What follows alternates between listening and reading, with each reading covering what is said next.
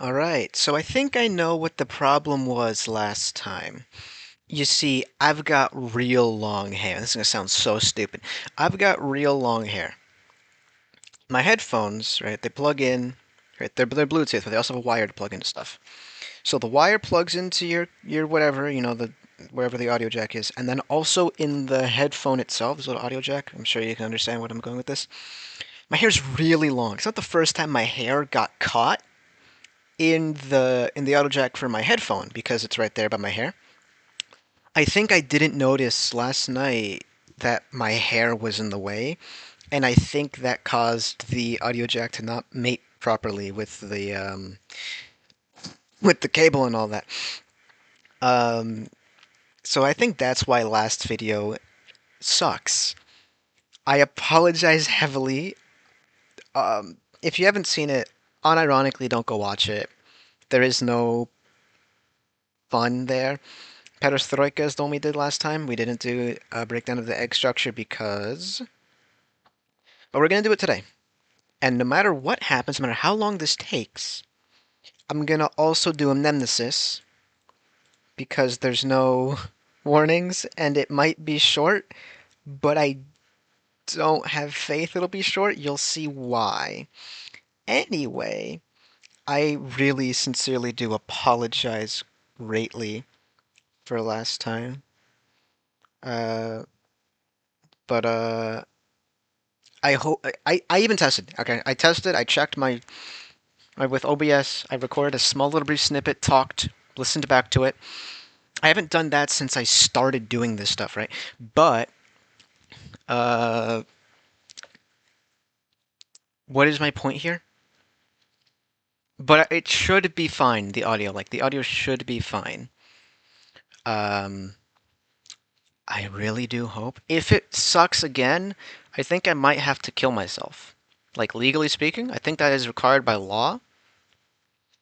Uh, but that's not the point right now. The point right now is to read whatever this is about to be by. Hold on. Showing someone that I'm going to read this for a video. Just message them. We're going to read this one by.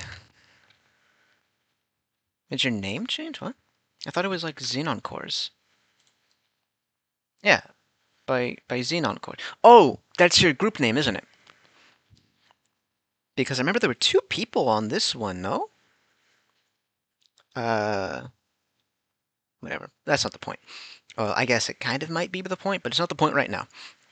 The point right now is heads up, folks. If this is uncomfortable to you, and read the warning. If you're not down with this, you don't have to listen to this part. You can skip over to anamnesis, something like that. Files are in the description. Read along with me, right? But don't review Bub something because it features content you might find distasteful. I got faith in them doing it well, as was the case for Perestroika. The writers really do, I tend to find, really do actually treat this stuff like with a deft hand. So, we're going to get into it now. Reminder, explicit depiction of non-con, explicit gore, and I don't think I can even say these words outside of psychological horror as well. We're all adults here, or we ought to be. I really sincerely hope you're not underage and listening to this. And if you're in your work or something, put on some damn headphones, alright? And we'll get into it. This one is The Breakdown of the Egg Structure by Xenon Cores and Terrastifer. Oh, and also, not stated, there is also misogyny and transmisogyny. So, heads up that this is going to be one hell of a ride, no? See, 101 upvotes. This gotta be good. Sorry, there's a screwdriver in my mouth because I like biting things when I get stressed. I wonder what I'm going to have to read. Oh, am I going to have to say slurs in this one? I might have to. That's going to be really weird. Oh no. I hope I won't have to, but I guess we'll only have to know when we wait and see. Alright.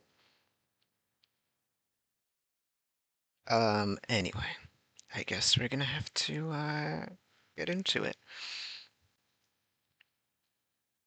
Hold on, I'm gonna answer something to my D&D group players first, so give me like 2 seconds.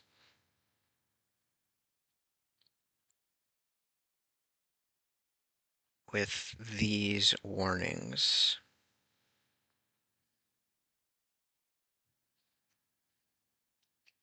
They were asking me a question about their D&D character, but my mindset has completely swapped right over to oh, I'm reading an SCP now. Oh wow, look at that. Also this is part of a canon hub. Let me just Black Diamond Billions. I presume this is going to be about Marshall Carter and primarily Marshall Carter and Dark. General summary. This follows MC&D. Their rise to power along with the spheres of influence they interact with. That's going to be fun. Encompasses people like former overseers to Fae Kingdom, Continental Dragons to just like you, a random nobody in the streets. Fresh changes in management for first time a new dark taking up the mantle. Whoop. Screwdriver. Fuck! Oh, I almost fell over. I almost knocked over my entire goddamn chair and fell on the ground. Fresh changes in management for new blood. Okay, so the what I'm getting here is like Xenon cores, Xenon cores, Xenon cores. Xenon cores. Hey, I respect it. I'm laughing, but I respect it. All right, you know your canon and you write it well. Of course, you'd bring out the big. Are there going to be other? Okay, so 9K, 9K. Is it just at the bottom or? Control F 9. What the hell? You're not on the hub for some reason, or so it claims to be. Shouldn't it be? Weird. Maybe it'll be updated later. So this will primarily follow Marshall Carter and Dark, which, if you don't know, if you don't know why you're here, which, if you don't know, are a group of interests relating to the sale. They're basically black market dealers for anomalous stuff and extraordinarily, incredibly, monumentally wealthy. And they basically just do it for the hell of it. That's a shitty overview, but that is an overview. Again, by Xenon Cores and Terrastifer. Is that how you say your name? I apologize. Item number, SCP-9000. Object class, everything but safe, has been crossed out and then neutralized. It was previously Euclid, then it was Keter, then it was pending, then it was decommissioned, and now it is finally neutralized. Special containment procedures. As SCP-9000 events no longer occur, okay, containment procedures have been deemed unnecessary. Resources are to instead be directed towards total lockdown of all SCP-9000 related documents, as well as the investigation of person of interest 01201 regarding her thomic capabilities and progress of her transition. Okay, and the progress of her transition. 9K related documents have a footnote.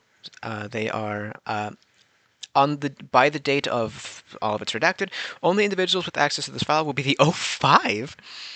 And person of interest 01201 is Percival Atherolis Dark, the CEO of Group of Interest number 12, aka Marshall Carter and Dark Limited, an anomalous goods and service broker.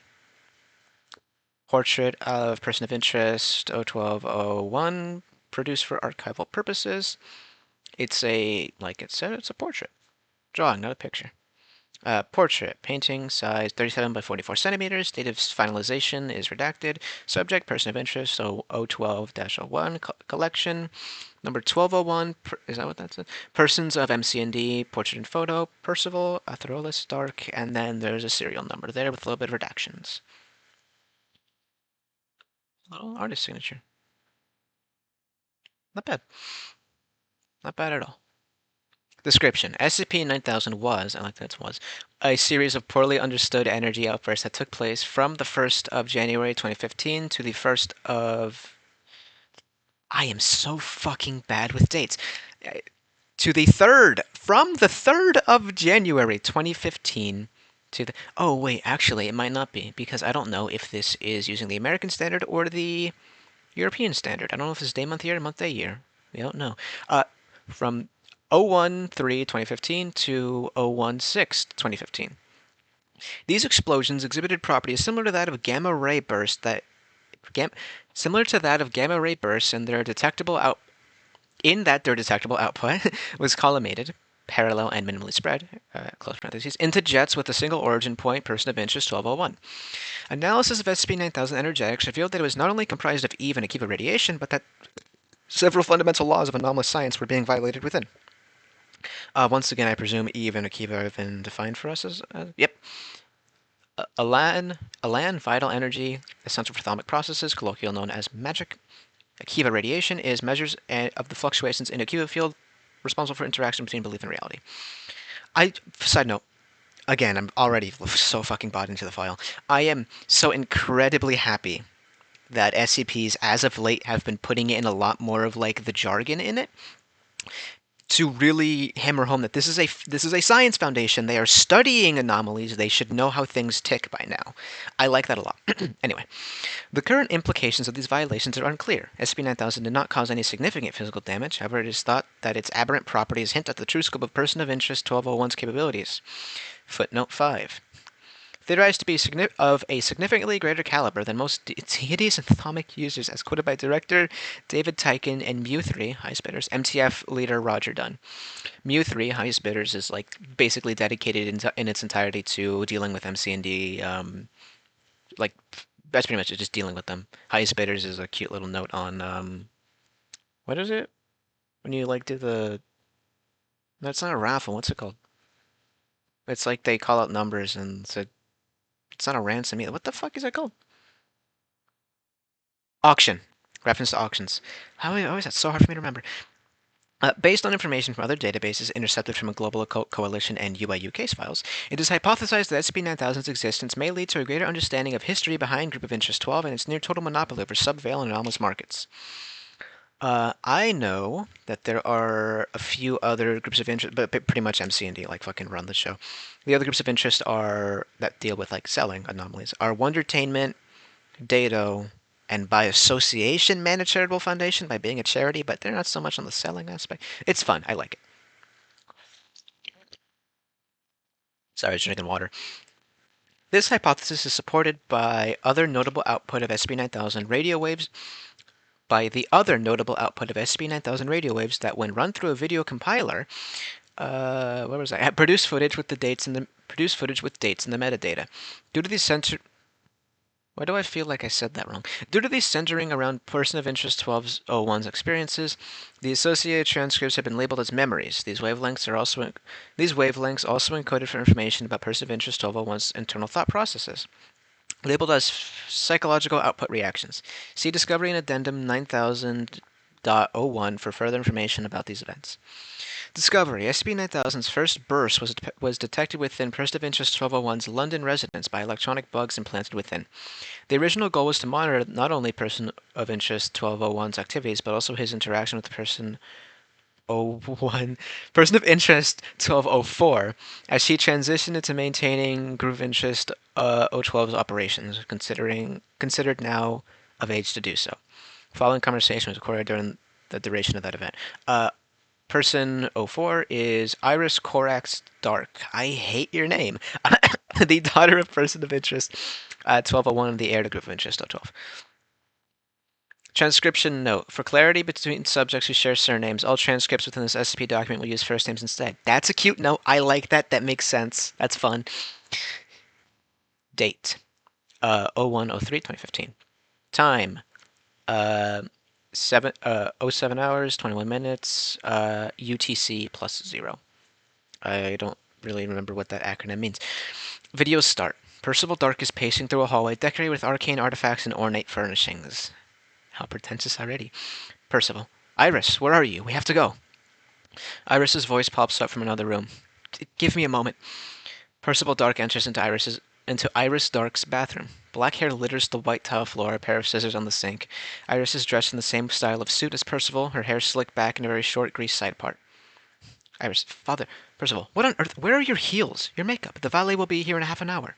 Iris, I know, Percival, you are not leaving this house looking like that. Looking like a... What ghoul has possessed you? To cut your hair, to get a... 7 seconds. 7 seconds of silence. 8 seconds of bleed. Percival's eyes are darting around Iris's body. Percival, did you get that suit tailored without my knowledge? Iris, I didn't mean... Percival, we are meeting Lord Dubois, Harry Dubois, and Count Dupont today. I have instructed you many times about the importance of a woman's presentation. Okay, I see how this is going already. That she must not have a single strand of hair loose or a single wrinkle in her skirt. That her foundation must be perfect, unblemished, and completely... Iris, Father, stop. Ugh, I ate like 2 hours ago and I'm still moderately nauseous. Sorry, just answering another question from my party. It's involving the combat they'll face next session. Iris Stark stomps her foot, scowling. Her hands shake as she examines her own arms and chest before looking back in the body-length mirror beside her sink. Iris, I'm not changing anything. Percival, our appearances are projections of who we are on the inside, and that especially applies to the fairer sex. Go change your skirt and blouse now. Yep. As stated in the warnings. Hope I won't have to say any shit that can't be taken down. Iris, I cannot do so. Father, it's painful. 5 seconds of silence. Iris backs up. I'm going to do that every time I see blank seconds of something. Iris backs up away from Percival, grinding her teeth together. Percival blinks a few times with wide eyes, cocking his head soon after. Percival. Painful? 6 seconds of silence. This is not like the atmosphere, but I just got finished watching fucking Uncle Dane's bad weapon contest, and I saw the fucking enforcer, and I can't not fucking think of 8 seconds of bleed.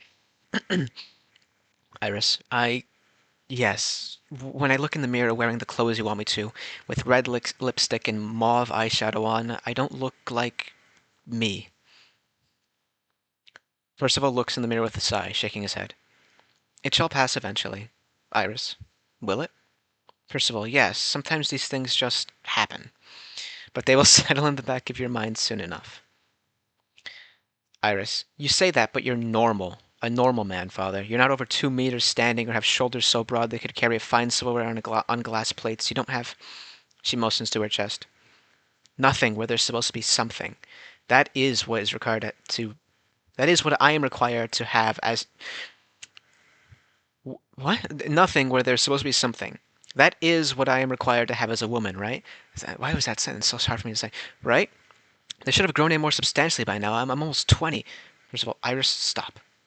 Iris, and you're blathering on about looks when the people we see already look at me like I'm some kind of novelty or freak show or...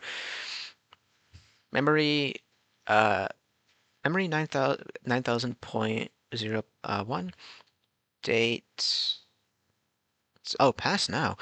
0502-2013. Idiot 1. Oh, I guess yeah, it did say psychological, okay. Idiot 1. Dark's daughter is so clumsy, isn't she? Idiot 2. She's doing her best. Idiot 1. In those red-bottomed heels, she's overcompensating. But she'll trip any one of these days and destroy those beautiful things. Idiot 2. Why he adopted a daughter. Taken away from us the opportunity to see a lineage of kings. Idiot 1. And maybe Iris will make the wise decision next time. Iris?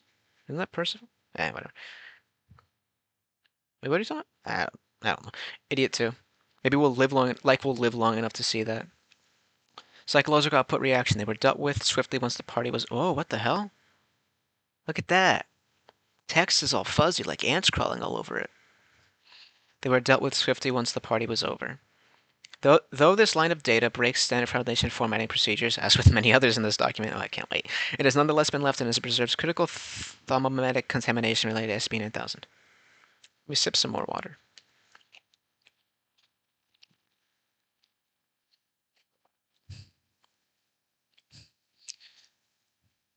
First of all, Iris, calm yourself. If you feel they're making jest about you, why are you not putting them in their place? That's an option you should take if this is how you feel about others in the world. You've always had the magic to do that. Iris, that's contradictory to wanting to do business with the people we... First of all, those are not comparable in the slightest. A man with money and a contract is different than a plebeian who doesn't know cashmere from cotton. Dupont and his family are also very old-fashioned, which means... Percival waits for Iris to finish the sentence. It means I have to play along with someone who still possesses a mindset that sees women in politics as separate. Won't he be losing more money than us if he refuses to sign that lease? Percival, excuse me? Iris takes out her briefcase and begins shuffling through some papers. I ran the calculations with Mr. Cartwright last night. The three Portlands!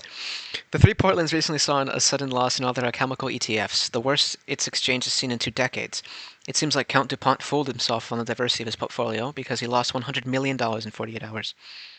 Let me drink more water because my mouth feels weirdly dry. Oh, it's because I haven't talked all day. My throat is going to feel like hell later today. Percival furrows his brow. Iris. He needs us more than we need him, which means he's in no position to judge my appearance. Percival, and I assume you think all of our clientele will be as desperate and foolish as he is?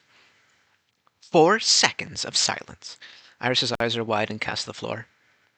No. Percival, good. Then it is correct to assume we hold the important cards, Iris, but that does not mean we play them in carelessness. Going in today's meeting, you're to assume DuPont hasn't realized your knowledge of that. Iris, I figured such would be the case. Percival, that was a bad snap. But you're not in the right mindset still. Remember what I told you about businessmen and the status quo? Iris purses her lips. Entrepreneurship begins with making everyone believe you follow the norm when you really aren't. Percival, right. And the norm is acting polite and unassuming. We're almost salesmen in a way, so when the client asks you to jump, Iris, you ask how high. Percival, precisely. Thus is when you surveil your surroundings and find a way to take what you need. Feigning niceties makes people believe you don't have secrets and aren't listening to theirs. Entrepreneurship is making sure you balance everything about who you come off as. Iris, bother. Percival, do you think all my many, many years of experience are going to lead you astray? Iris, no, Percival, then go change. Now, I can use a simple spell to put your hair back to where it was. Why did you even use scissors for this? Did you... Percival squints. Did you learn this in secret, Iris? The cut is rather flawless. Iris, yes. Percival's jaw slacks for a bit, but only for a few seconds as he shakes his head. Percival, why did I teach you how to be so sneaky? Iris, Father, please don't make me do this. It hurts a lot. Iris brings her hands into her body as her eyes water and she bites her lip. She begins sobbing quietly, her voice echoing throughout the bathroom. If I can't be myself in meetings, Percival, you shall be fine. You have me, yes? Iris, but isn't the point of all this that I don't or won't need you eventually? Percival, yes, but that won't be for a long while. I'm not dying anytime soon. Iris, I don't want to empty myself right now. Percival, empty? Iris sighs and begins tapping her foot. When I envision myself working in these clothes, I only see a future of emptiness. A future where I'm being scooped out, looking at someone that has all my purposes and refuses to be me. And if I'm scooped out, Percival, if you're scooped out, you'll become... Iris, I'll become... 4 seconds of silence. Ugh, that was the wrong fucking tone to do this shit. Iris, something else. Something, not a someone. I don't know. Does that even make sense? Should I be seeing a psychologist about this? 6 seconds of silence. Percival's face... I'm so fucking sorry. Percival's face is downcast with a vague, nebulous expression that seems to warp the room and its edges. It is at this moment SCP-9000 intensifies. All monitoring devices in the mansion have their video recording capabilities destroyed, with only audio functionalities remaining. Iris, Father? Percival, no, you don't need to see a shrink, you. 10 seconds of silence. Percival sighs deeply. If either Dubois or DuPont make a comment during the meeting, you're not wearing this ever again, understand me? Iris, what, really? Percival, yes. And you know I'm only trying to protect you, right? People are just going to judge you more harshly than me in a space as gilded and as old as this. You need to be ready to face anything. You don't want to deign yourself going in with any kind of disadvantage if you can help it. Iris, all right. I hate that. Percival, believe me, I hate it too. Did I ever tell you I can run in heels? After this conversation ended, SCP-9000 went dormant. Mu-3 MTF leader Roger Dunn was interviewed about the incident and leading hypothesis that SCP-9000 was reflective of some greater truth about GOI-12's gestalt existence. The following is an excerpt of the interview with interviewer questions omitted for brevity. Like, the longer we don't see the stuff the warning warned me about, the more nervous I get, by the way. Oh, it's dark in here. I'm going to turn on my nightlight. I'm very scared of the dark. That's not even a bit. The color is green because it's my favorite one. SCP-9000's existence betrays something bigger, in my opinion. Something more primordial holding the darks together, something more sinister than any invention can measure. Who talks like this in an interview? The not an insult. Again, I'm really into the file. The best comparison I can make is that it is a crack in a window with a spider web over it. A web that interacts with their shell companies, their employees, their money, their magic, their belief in themselves. We didn't know the window was reflective until we knew it was capable of being damaged, and once we realized that, we came to the conclusion we were looking at it the wrong way. I have been leader of this task force for 10 years, but every new type of degeneracy that rich people get up to, it still gets to me, I guess. Or maybe it doesn't? I think it's more what I see my men go through that frightens me. What I see in their eyes as they amble about and return with the reports. Eventually, I wish they had the ability to vomit, the ability to doubt. The ability to say, it can't get worse, can it? These people can't possibly get any worse, right? Eventually, you wish you could go back in your closet because the skeletons are good enough company. No, he's not like that. Percival Dark doesn't feel dread, doesn't flinch at anything. The bloody things he often does. His belief is always unwavering, and his magic is always ready to kill like a knife. Hey, wait, is there a snake watching me somewhere? You can't hear this, can he? You guys know how much I've told you to proof stuff? Marshall Carter and Dark don't play around. Alright, if you say it's not there, for some reason it's not left my mind since I learned about since I learned about 9000. It's really grinding me down. It's not part of the anomaly, is it? Can't be. Has Tyken confirmed anything? Footnote 8. SCP-9000 has not demonstrated any kind of hermeneutic or cognitohazardous properties at the time of this recording. Uh-oh, at the time of this recording. Addendum 9000.01. On 01/04/2015, the second burst occurred. The energy... Okay, so did you... Thing is, like, for all I know, it could be, like, month intervals, but maybe not... Oh, DuPont. Okay, so no, it's... Okay. It is January 4th, 2015. You never know until you see a number too big for where it ought to be. Because some files do American standards, some files do European standards, so I get confused until I get confirmation. Anyway, the energy signatures recorded during this manifestation were nearly twice that of the previous, threatening not only the parentheses now replaced close parentheses monitoring devices in person of interest 1201's mansion. I'm gonna vomit soon. Oh god. Which has been newly outfitted with thalmic and Akiva heat map functionalities, close parentheses, but also 67% of electronic devices within 30 kilometers of person of interest 1201. Holy damn! Affected civilian devices experienced explosive malfunctions that caused 2 blanks worth of injuries. While Foundation teams, most of which were outfitted with anti-thalmic protections, began sending thousands of yottabytes of data to servers, overwhelming to redacted numbers European sites into total shutdowns. 1 yottabyte is equal to 1 trillion terabytes. Hot damn. You sip more water. Only 1 recording device managed to maintain all of its functions throughout the event. The data is provided below. Note, the following document has Eve and Akiva radiation measurements attached. If you're not familiar with the scales, please see below for a quick debriefing. Eve V values chart. Okay. So 0 Eve value is environment stripped of thalmic influence by artificial means. 1 to 150 is mundane space, has not seen any thalmic activity for at least 3 decades. 151 to 500 Eve values is typical background / non-thalmic entity engaging an active entity in average environment. 501 to okay, so they're in units of 500.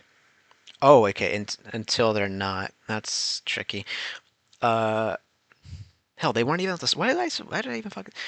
501 to 1000. Site frequented by thalmic users. 1001 to 2500. Environment / entity producing its own thalmic energy. 2500 to 12,000. Major thalmic well. Reality warping effects begin. At E values greater than 12,000, uncontrollable thalmic instability, negation of other thalmic events begins. As for sent to Akivas, 0 is redacted. It can't exist, presumably. Data 1 to 5 is desolate, profane, or desecrated space. Ain't that something? 5 to 15 is typical background in a secular environment. 16 to 25 is a former place of worship. 26 to 75 is a place of worship in regular use. 76 to 99 is a pilgrimage site. Greater than 99 is the focal point of a major world religion / fervent cult. So, SCP, that'll mostly center itself around, like, the Church of the Broken God, Sarkics, stuff like that. Usually. And hey, Marshall Carter and Dark deal in those sorts of things. So let's see if we get any this time, eh? Oh no, I see the future already. Oh, I read the future. Okay. So 24.7 Ascenta Akivas, making this a former place of worship, roughly. And 2471 Eve values, meaning that this is just under a major thalmic well. So something is producing its own thalmic energy, presumably Percival Dark. Oh wait, I misread. His Senta Kivas are fucking 65. Please place one. Okay. Play this. Okay, for the so the environmental is a former place of worship, roughly with if it's 700, it's a site frequented. Percival Dark is pacing by his bedroom. His baseline E values and Senta Q readings are 2471 and 65 respectively. Percival. DuPont, you always surprise me at the worst of times. That he's muttering to himself. Okay. DuPont, you always surprise me at the worst of times. What a beautiful suit your daughter has on. Aren't you the man who spit on the color of of nail polish your wife wore a few years ago? Memory 9000.02. Date. November 27, 2012. Yep, confirms it there. Made sip more water. DuPont. Hideous. It makes you look like you put snot on your fingers. Miss DuPont. It's all the rage in Paris. Even the fairy queens are doing it. DuPont. Unfashionable bitch. I don't care. Psychological output reaction. Oh, see, it's all ants on it. You guys see what I mean, right? It's all ants on it. Makes it a little bit hard to read. Well, it makes my eyes feel a little bit weird. It's not hard to read, just like, eh. I like it though. I do like it. Psychological output reaction. I thought they looked nice. Lime green always was her color. She was thoroughly beautiful in dresses and earrings of that hue. So much that my face burned when I saw her at parties. I was fearful so many times that my reactions would have made people suspect I was having an affair. It happened before with the other women and with other women and their husbands. Their rage is perhaps the ugliest thing on this earth. Percival, maybe he's changed. 7 seconds of silence.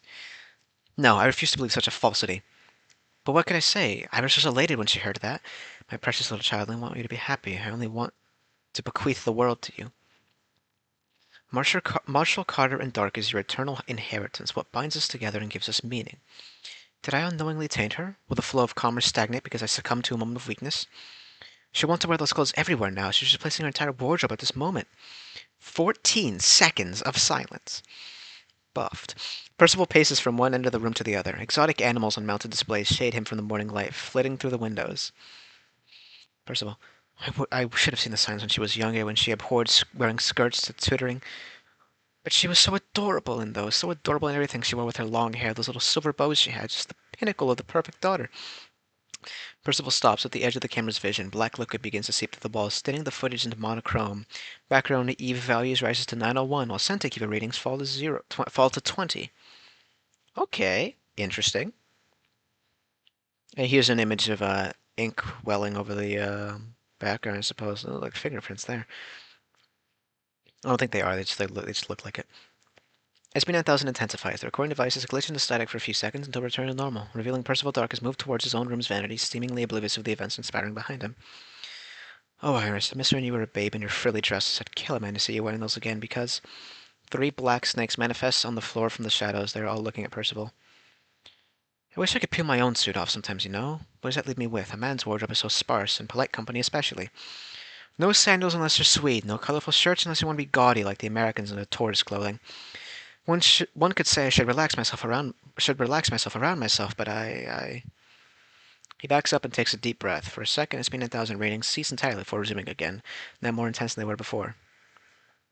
I'm not a coward, I'm just afraid she's hurting herself. 3 seconds of silence.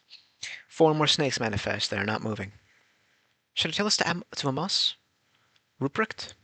What would they think of her? They have no choice in the matter if they want to keep their heads, but that does not mean they respect her. 7 seconds of silence. Both of them reared their sons so well. Chrysophilus, with his blonde hair so fitting of a Marshal, and Robert, with that short cut of his so befitting of a Carter. They'll be such good men, but Iris can't be them. She can't, no. She should be allowed to be anything she wants to be. Percival leans against the vanity. The snake slid out of range from his vision. No, she has to understand how the world works. Change is for the masses, for the humans with lifespans as short as ants. It is for those without anything precious in their hearts to lose. Environmental EVE value spikes to 1504. Sensitive readings floor to 7.617. Damn. SCP-9000 begins a sustained outburst of energy now, causing significant distortion of the audio for 20 seconds. A pair of heels clicking on polished stone becomes audible as the black liquid runs down the wall and reaches to the floor. It is unknown where the sound is coming from. The snakes are bobbing their heads to every vibration. Who's there? The clicking becomes louder and then stops after 10 more seconds. A mirror that wasn't there before manifests in front of Percival, whispering in an untranslatable language. That is the gaudiest mirror I've ever laid my eyes on. Holy fuck.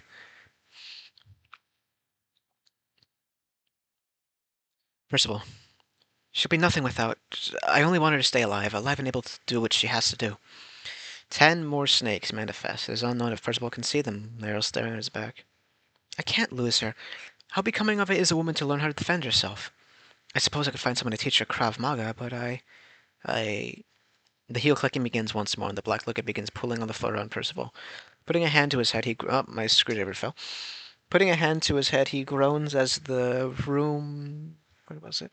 As the room fractures and warps where his vision would end. His clothes begin to melt. The mirror remains unblemished by everything, but it is not showing an accurate reflection. No.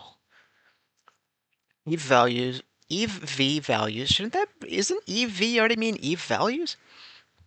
I am nitpicking because I'm into the file. Spiked to holy fuck 834. Sensitive readings floor to 4.218. 14 more snakes. The room's edges are covered in them, and these new instances are skinnier than the previous, with bones protruding from their backs. I know how to... I didn't mean... But my position necessitates it. 10 seconds of silence. Percival Dark stares transfixed in the mirror.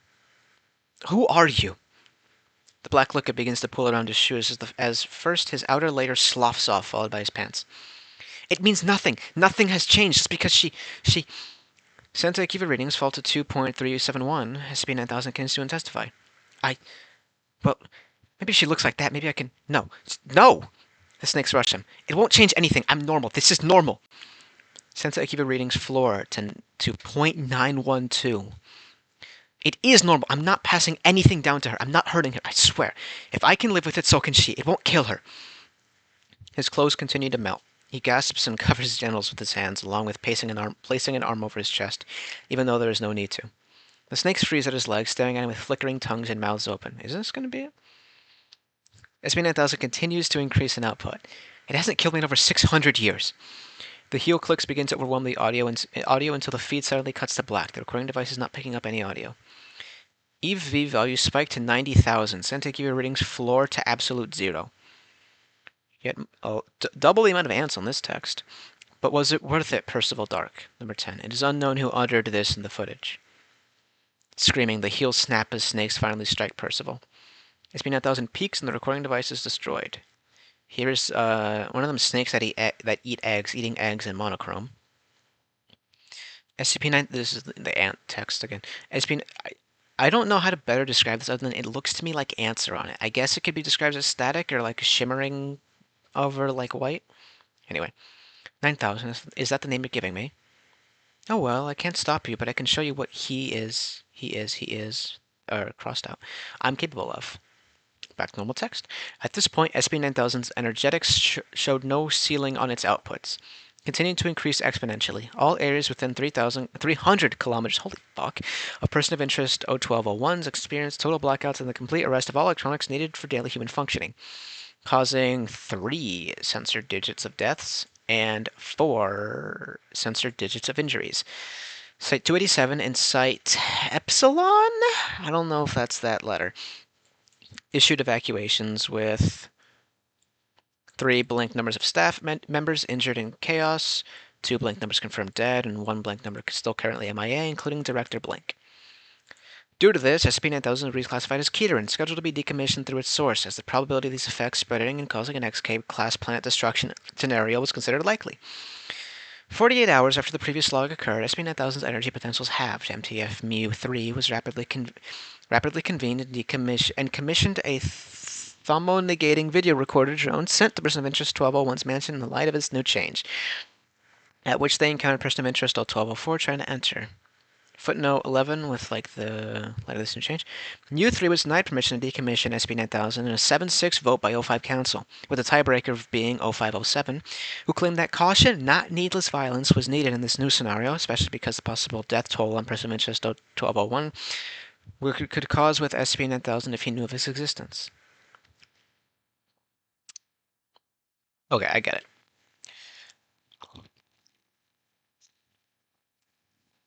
Fun fact, all the O5s are like canonically different people that look different and shit.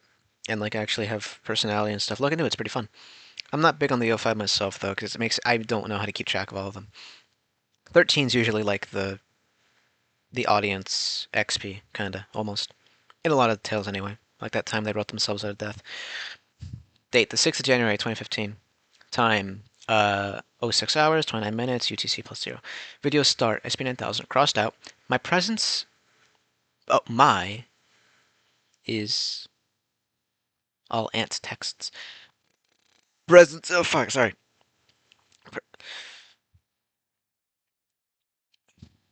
That's... Sorry, more comment stuff.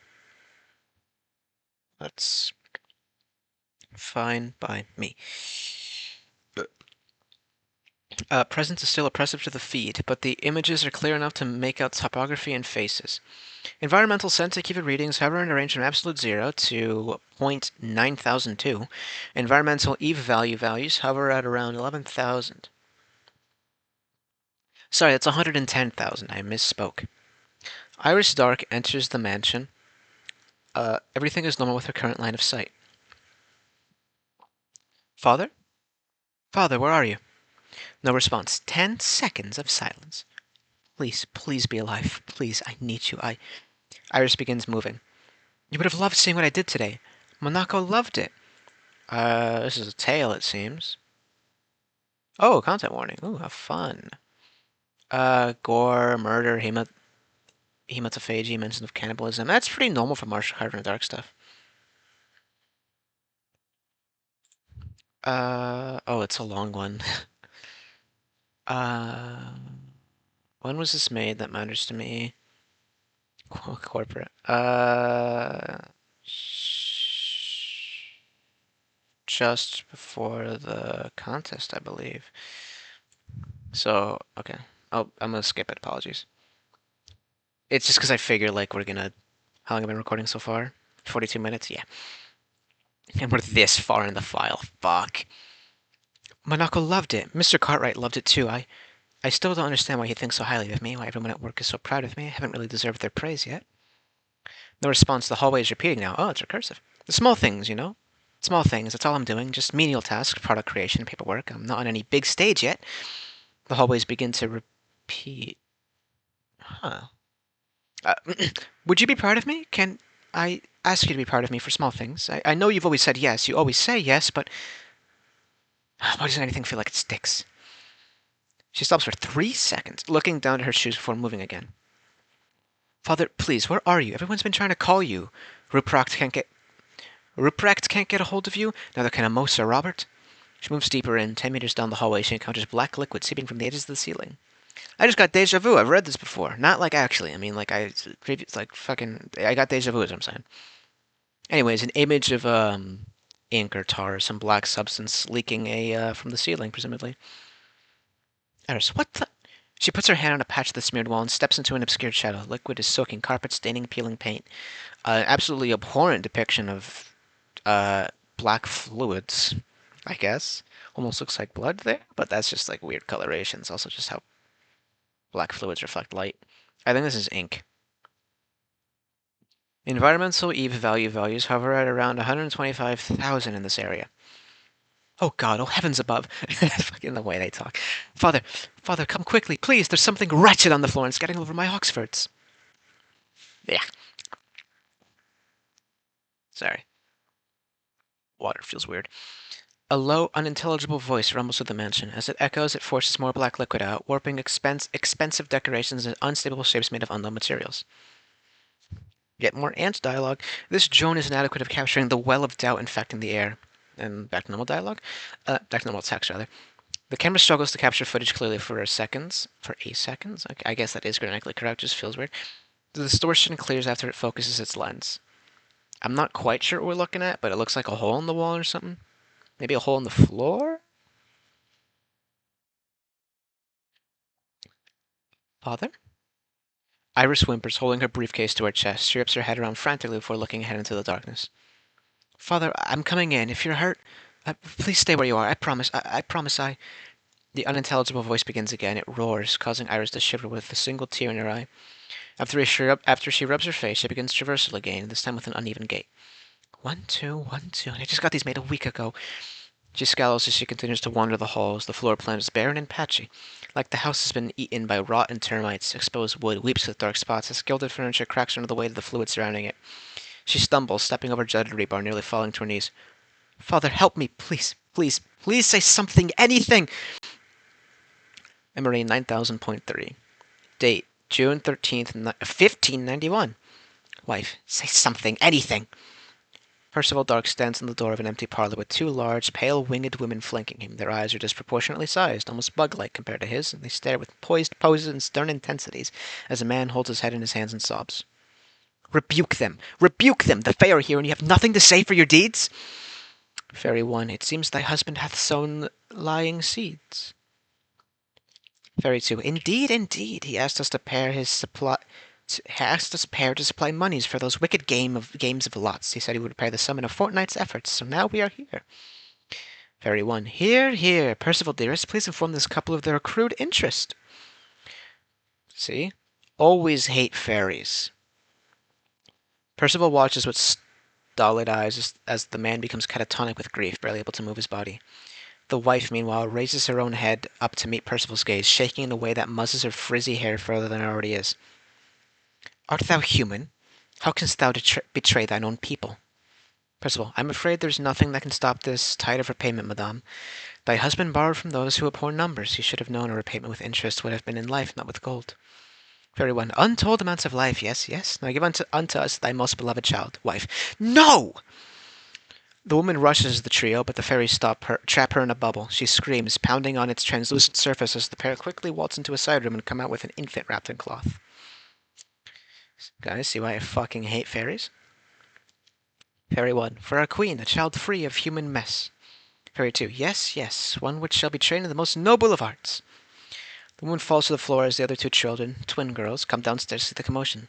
They're barely 9 years old and stare at Percival and the fairies with fingers in their mouths and stuffed rabbits in their arms. Wife. Cease, please, my husband is a fool, but I beg of thee to have mercy on me, to have mercy on a faithful wife. Fairy. Fairy 1. Thou hast 2 children with thee upstairs. Fairy 2. Where's the children to keep thee company? There. Wife. I need a son, dost thou not hear me? A son! If you take him, I will only have ever been cursed with girls from my womb, unlike my sister and brother who have not 1, not 2, but 3 noble boys, all pious and worthy of God's grace. Why them, not me? Fairy 1. Oh, this one still believes. Fairy 2. Heaves of punishment shall find thy way, as thy God hath decreed for wives of wizards. Wife. Then kill him! Kill my husband! At least then my brother may watch over my estate until my son is of age, for how can I know when I shall bear a child again? Fairy 1. Time to try twice more then, ha. Fairy 2. We're sorry, but thy child's descendant to Elfame is not a matter of if, but of when. Percival watches the 2 girls on the stairs. Their eyes are wide and filled with tears. They clutch their dolls like they would hug their parents. The wife turns to Percival again. She looks as if she's about to give up on life. Please, please, I beg of thee. Percival turns his gaze back to there. Oh, is this from 4000? Is that why they're always getting weird, like, terms? So that was fairies. Oh, no, fairies twice. Okay. Wait, how does 4000 work again? Is this 4000? Anyway. Percival. I am merely the watchman to this matter, madame. Wife. Don't leave me with these worthless girls. They're no fit to be heirs, no fit to carry the family name. The wife falls to her knees, motionless. Give back to me what was promised, what God promised my union when I was betrothed. Please, sir, spare me from this tragedy. I will be a pariah in my family if there is no son to carry on the bloodline. Percival is shell-shocked. The fairies wait for him by the front door with scowling faces, tapping their feet as the baby cries. His eyes flick between them, the wife and the girls on the stairs. The girls on the stairs, they looked at their mother with betrayal in their eyes, of not just youth, of expected duty as well. She was their shelter, but now she is the storm. One of the twins collapses into the other. All this anyone can do is say they should probably go back to bed. Psychological output reaction. More ant words. It tore me to pieces. I had never seen a crying mother until that day, and to think that it would be over something as ephemeral as inheritance. I don't know what that did to me. Those are just the times, but can I consider it cruelty because of such? Can I consider it betrayal? Never want Iris to think that. She is my life, my star. A blessed treasure pulled out of the abyss. She will know what it is like to have. She will know just like those girls should have. She will know because I can't. I don't want her to crumple like they did at anything. She is heir to all I have, heir to all I will be when I am gone, the company and what is. Please tell me I did a better job at raising her than this woman. Yet more ant text, but doubled over. Pathetic, isn't it? Oh, but don't let me make any calls. I'm not capable of that. I never was and never will be. Regular text. It almost look like no, that's water droplets. Or I guess it's, droplets into a pool of this stuff. Iris Dark falls into the floor where a shiny black liquid eats away at dirt and stone. Her hair is messed up, her face is covered with tears and dust, and the house around her is morphed into jagged pieces of marble unrecognizable from its once astute splendor. Picture is as described. This must be my fault. Did I forget to dispel a curse again? Did someone slip a charm into my pocket without me knowing? The house shudders with a hiss and a crackling sound as the walls shift, forcing themselves to range into a doorway. Iris coughs out some black liquid, the room around her more coherent now, albeit extremely dilapidated and full of rust. Please, Father, please, if you don't help me now, I'm going to... Percival's voice finally becomes audible. It's inhumanly deep, scratchy, like he's choking. I guess I have to try. Iris! That sucked, but that's the best you're getting because I don't want to hurt my throat. Fuck, what was the map site? 5-minute... Actually, wait, I have a link. Sorry, yeah, I'm right, because I need the map for the combat tomorrow. I could just pause, but where's the fun in that? I get to give you guys the play-by-play as I rapidly look for the link to you. Links. Roll for fantasy, it's not it. Fantasy, name generators. Go 3. Where is it? 2-minute tabletops. Okay.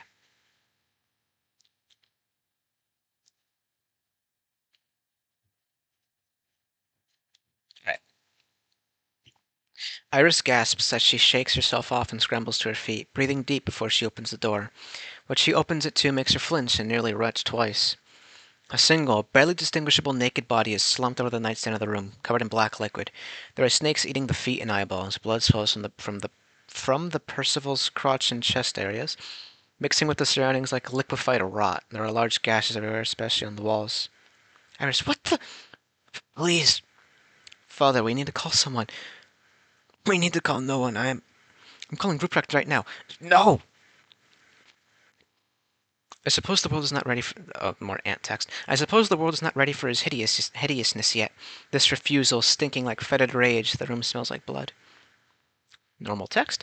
The feed cuts for a second until the door slams behind Iris and a snake from the liquid climbs up to break the phone she pulled from her pocket. Hey! I told you. Please don't worry about me. How can you possibly tell me that right now? Because I... Look at this place. Are you sick? Are you cursed? Did those idiot insurgency dolts finally manage to properly poison you? Sick. Yes, I suppose this is sickness. What sickness? Environmental EV value spiked to 222,000. The video begins to play unrelated images of ballerinas and fashion models before being forcefully rebooted by essential command and returning back to normal.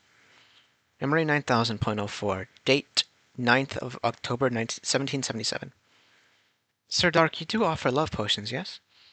Percival paces around his shop steadily. Jewels and baubles from all sorts of magical places and people hang in the air on the walls from the chandelier. What little light exists in the room is easily refracted through dozens of shiny facets and fractals. I'm sipping water again.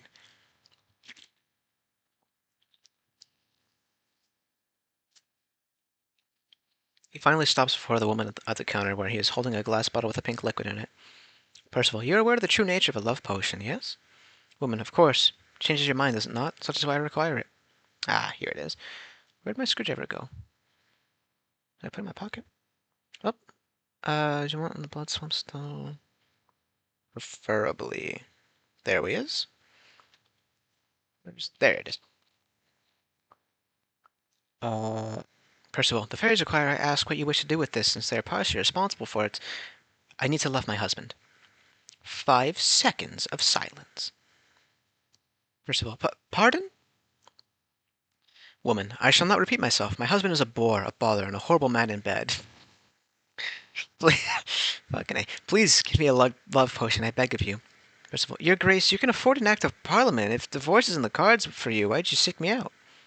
Woman, do you know my husband at all? Percival, 4th Duke of Marlborough. Woman, clever. You're just as astute as they say, Sir Dark. Percival, perhaps I am, but I... The woman reaches for Percival's hand and clasps it to her own. Percival does not resist for the first half-minute, letting her do as she pleases while he watches with starstruck eyes and a fluttering heart. Woman, if only I was trapped with you and not him. You must know how unfaithful he is, how ugly the woman he beds are.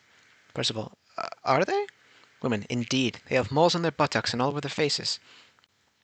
Percival, I find it hard to believe any woman could be called unsightly. Woman, do you not have taste, Sir Percival? The woman walks around the counter to pin him up against him. Okay, here it is. To pin him up against the wall. Her powdered wig smells like plaster, makeup, and chalk. Percival, is considering you as beautiful lowly. Woman, charmer. Percival is limp, I imagine. Face red with tears in his eyes. He can barely think, unsure if he is seeing double as the woman hovers over his lips. Woman, you are quite lax for a man. Percival, lax? Woman, no woman I know would dare touch her husband like this. Cowards, then. Percival, do they want to? The woman runs her nails down his wrists as she kisses him deeply. Still one of my fucking words.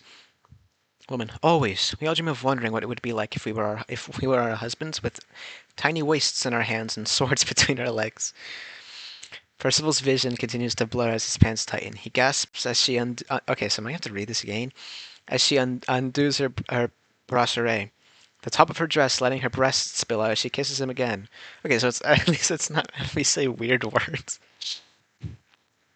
He doesn't focus on her. He focuses on the softness touching his chest where there is none on him.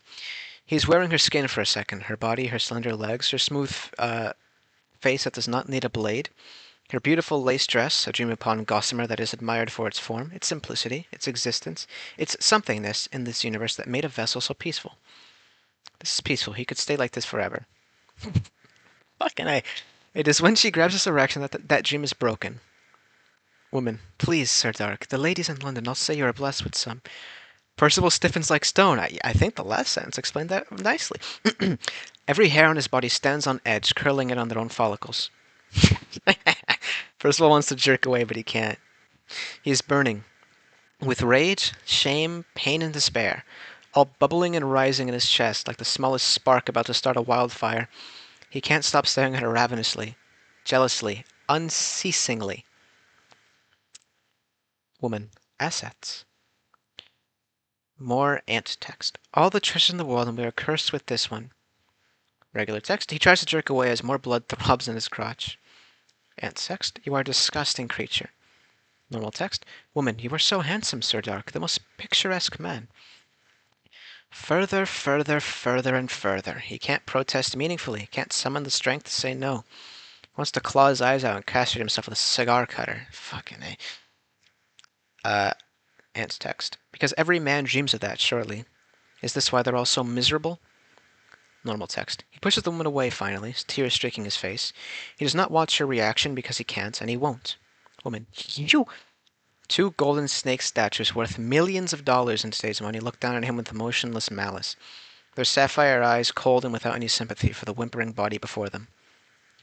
Percival, leave, now. What did that remind me? Talking to a friend of mine, something. Oh hey, at a subscriber milestone, you should do whimper audios. Why'd that fucking remind me of that? No. Psychological output reaction. Yep, ant's text. Vomit. Vomit and every other bodily function except for that. Vomit. I still taste semen in my mouth. I still taste the sweat caked in her powdered makeup. Should I have let her just do it? Should I have let her fulfill her dreams? She wanted all her dreams fulfilled, as if she did not have everything she needed on her at the very moment. What was that about them all wanting to be their husbands? Did she mean that literally?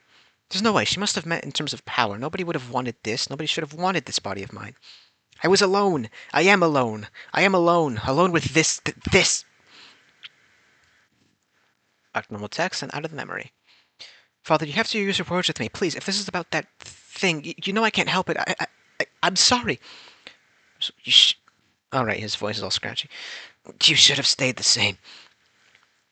Iris, I'm sorry. I already told you what, and I told you what I needed.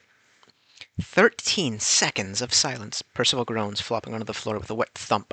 Iris's teeth begin chattering. I'm sorry. No, I'm the one that should be sorry. I'm the one who wronged you. I'm the one who can't control myself. 5 seconds of silence. This is no world to raise a queen. What? Percival seems to flinch at his own words. He tries to force himself up, but he can't. The snakes stuck to his eyes fall off and crawl up his shoulders, chewing on his skin with wants and appetites. And text. There's no value to be found here. This asset is producing only losses. That's normal text. I failed you on so many grounds, Iris. Look at me. Look at how my sickness is corrupting you. Look at what you want to become. April 30th, 1801. Oh, by the way, it's memory 9000.05. A busy coffee house in London. This daughter is the only female patron in the establishment. All of the others are men debating enlightenment and romantic ideals over hot coffee and old-fashioned croissants. Daughter, how much to forget? Percival, depends on how permanent you wish for the forgetfulness to be. Daughter, can it last even if it happens again? Percival, it? Daughter, well, I asked to come here such that the odious matter wouldn't be said out loud. Percival sighs, noting internally that her dress should be cinched a little tighter and that her wig is slouching a bit to the side. In his mind, she is too foppish for a woman. I would have much rather discussed this in my shop if that's how you were thinking of running through this negotiation. Daughter, but Percival, what you're asking me, whatever it is, will require the help of a dragon, those obnoxious and tempestuous creatures. Daughter, dragons are real? Percival, keep your voice down. Percival sighs as he looks around. He sips coffee while the daughter sips her hot chocolate. Man's drink, woman's drink, at least one of the customs of the era. Coffee was also medicinal, or so they said. Daughter, please, Mr. Percival, you must believe that I need this, because the matter of why brings me great shame such that I cannot say it. Percival, there is no self-hidden truth capable of killing you, not with the reasoning, because I must know if it's worth my time. Daughter, I'll pay you anything at all. I'll pay you anything at all. Percival, and what if the dragon asked for the flesh and blood of your father upon a porcelain plate? Daughter, I wouldn't mind that. Silence between the two for 10 seconds. Percival blinks confusion. What? Daughter, that's all I should say. I cannot bring myself to say anything more. Percival, no. You are to tell me now. Daughter, no! My father, he's a duke. I shall not sully his name, Percival. Percival, now. Percival raises a hand that he slipped under the table that glows subtly. The daughter freezes, eyes watering as she realizes what's about to happen. Daughter, please, don't make me look at those things again. Percival pulls the images out of her mind painlessly, to him, and him alone. He sees a girl in her bedroom, in her personal study, riding on horseback on her personal estate, at a party with her extended family. She looks miserable. Her thighs are bruised, her eyes are watering, her hands are shaking. She's eager to wear her corsets and have them fitted by her housemaid because she is in the same boat. Her brother does the same thing as her father when she doesn't bring home enough money to pay the rent. There it is. Cycle after cycle, the daughter knows this is not normal, but her heart feels it. It feels it and hooks into her brain with the lies. The lies that all men are like this, that they will continue to be like this, that the best man she can marry is just one a little better than her father, who at least does not force her to orgasm when she does not want to. Fucking A. The best man to have is one which will ask her to do things once in a while, ask her to bear his children in a nice, parentheses, maybe slightly forceful, not too forceful, just having a good day, close parentheses, kind of way. That's the best she deserves, doesn't she? This is her fault after all. It's her fault that God let this happen to her, that God does not love her enough to show her what the good men in life look like. End text. She's waiting on you, Percival. Go on, show her. Normal text. Percival hesitates. The woman is released from the spell. Her face wears like she has experienced 300 years of non-stop war. End text. Hesitation makes liars of us all. Woe to you, O lowly serpent, turned in an Ouroboros there when there is not an egg in your mouth. That's picture the Ouroboros. Psychological output. It was everywhere, rampant, unbridled, uncontrolled. Eventually, I stopped prying into why women would want to forget things, if it was a mundane slip-up or a perpetual disaster she could not escape from. It wasn't worth it. Over and over and over again, I found myself leaking. I found my stomach grew teeth and began gnawing on itself as I learned more and more, especially as I made house calls and figured out whose semen and fluids it really was on the couches beneath my person. At some point, to the ones who became brave enough to tell me, I felt nothing but their sorrows. It was never my problem, not in my backyard. I didn't want it to. Normal text, out of memory once again. What sickness are you talking about? Wait, what sickness? Are you talking about all of this? All of this? I don't know what this is. I can't help you. I barely know enough to. Iris begins to cry. Percival pulls his gaze away from her. My sickness breeds fear. It isn't supposed to. I feel like I could push it back in if I tried. No! You have to cure it. You have to cure the sickness. They all have cures. Percival laughs solemnly, hacking out blood and viscera as snakes devour his vomit and hair. Ugh. Their bodies growing skinnier with each bite. Soon they turn to devouring his is crossed out torso, their shadowy bodies indistinguishable from black fluid. Environmental E value ratings double. The monitoring devices whines under this unexpected distortion. Oh no. Ugh. The room now extends to the length of both horizons. Crossed out as SCP-9000 has reached a new peak. Ant's text. A new low of recursive self-loathing. The past and present are blending together and choking everyone because the roots are poison. The ground is weeping scales from its eyes. Normal text.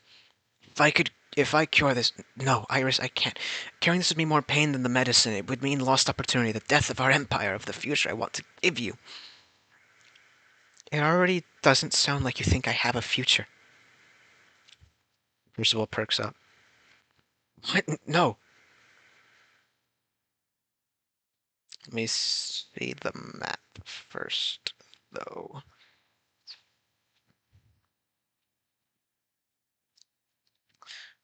You said you wronged me. You said this world is unfit to raise a queen.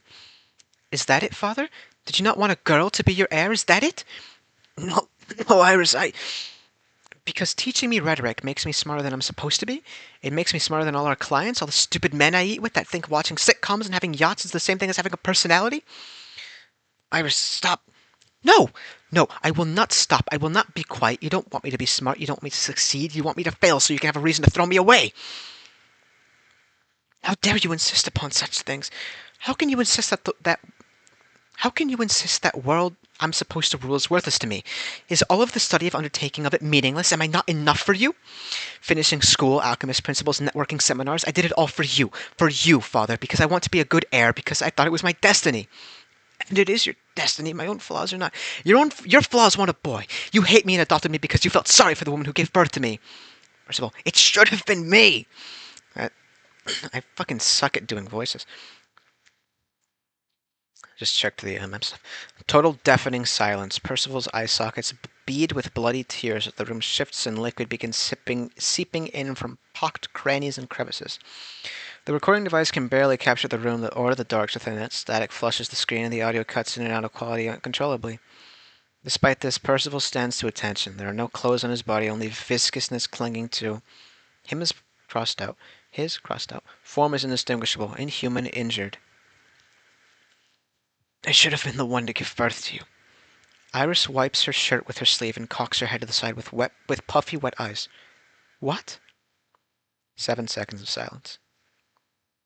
If I wasn't such a coward, I could have made you invulnerable by my own flesh. I should have cut my own neck long ago and done the deed myself.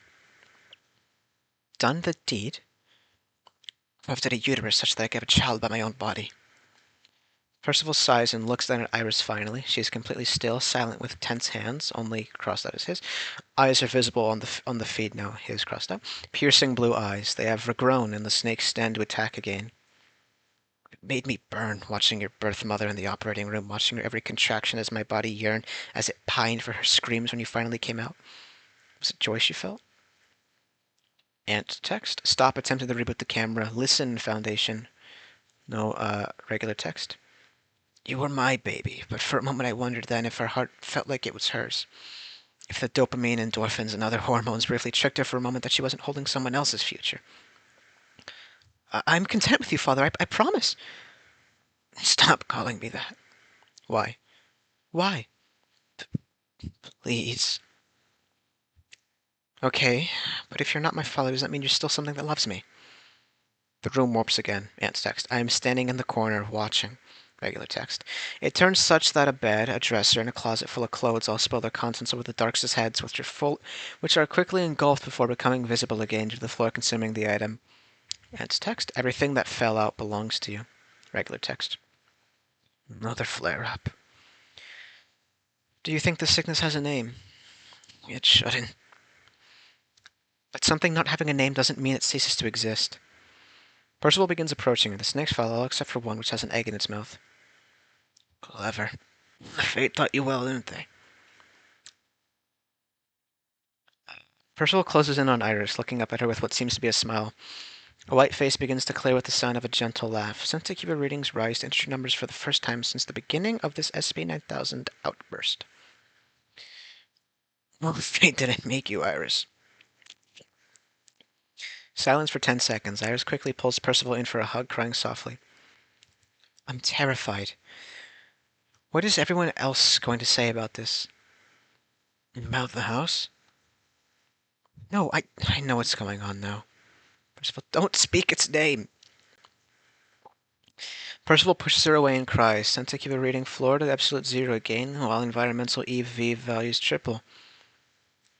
Father, you have to name what you're feeling so the doctor can diagnose you. But we don't get sick. We're not supposed to. I don't even have a doctor. How do humans use those? Am I allowed to ask if we can learn that together? I think I have some questions to ask one as well. About a lot of what I'm feeling. I'll be surprised if you can find time for one in the next 6 months, given what your schedule looks like. Ugh, I know. Both of them laugh and embrace again. Aunt's text. How joyous their laughter feels even to your eyes watching this with fingernails in your mouth and coffee in your lab desk's foundation. Regular text.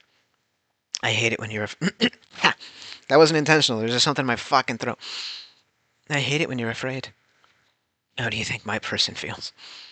Are we going to go back to normal after this? I would hope so. I think we need to make a new normal. That's not our job. You move when normal air makes you feel sick, when there's neighbors moving into your view. You've got to make a new normal to figure out what I am. You've got me there, and are you sure you're okay? Am I allowed to say I think so? Why wouldn't you be? Because I don't think it'll be as bad as this. Oh, you. The two snicker again, though Percival stops and frowns 7 seconds in. Iris stills her expression as she faces Percival. So are you able to answer the question now? Of? If you're not my father, Ant's text, then who are you? Database corruption error. It's the same portrait of Dark, but, it's blooded. No, there's still eyes in there. And it's all, distorted. Sorry, I just had to get something out of my fucking throat. I'm gonna drink water again. There we are. Ow. Ow. July 7th, 1985. 1859.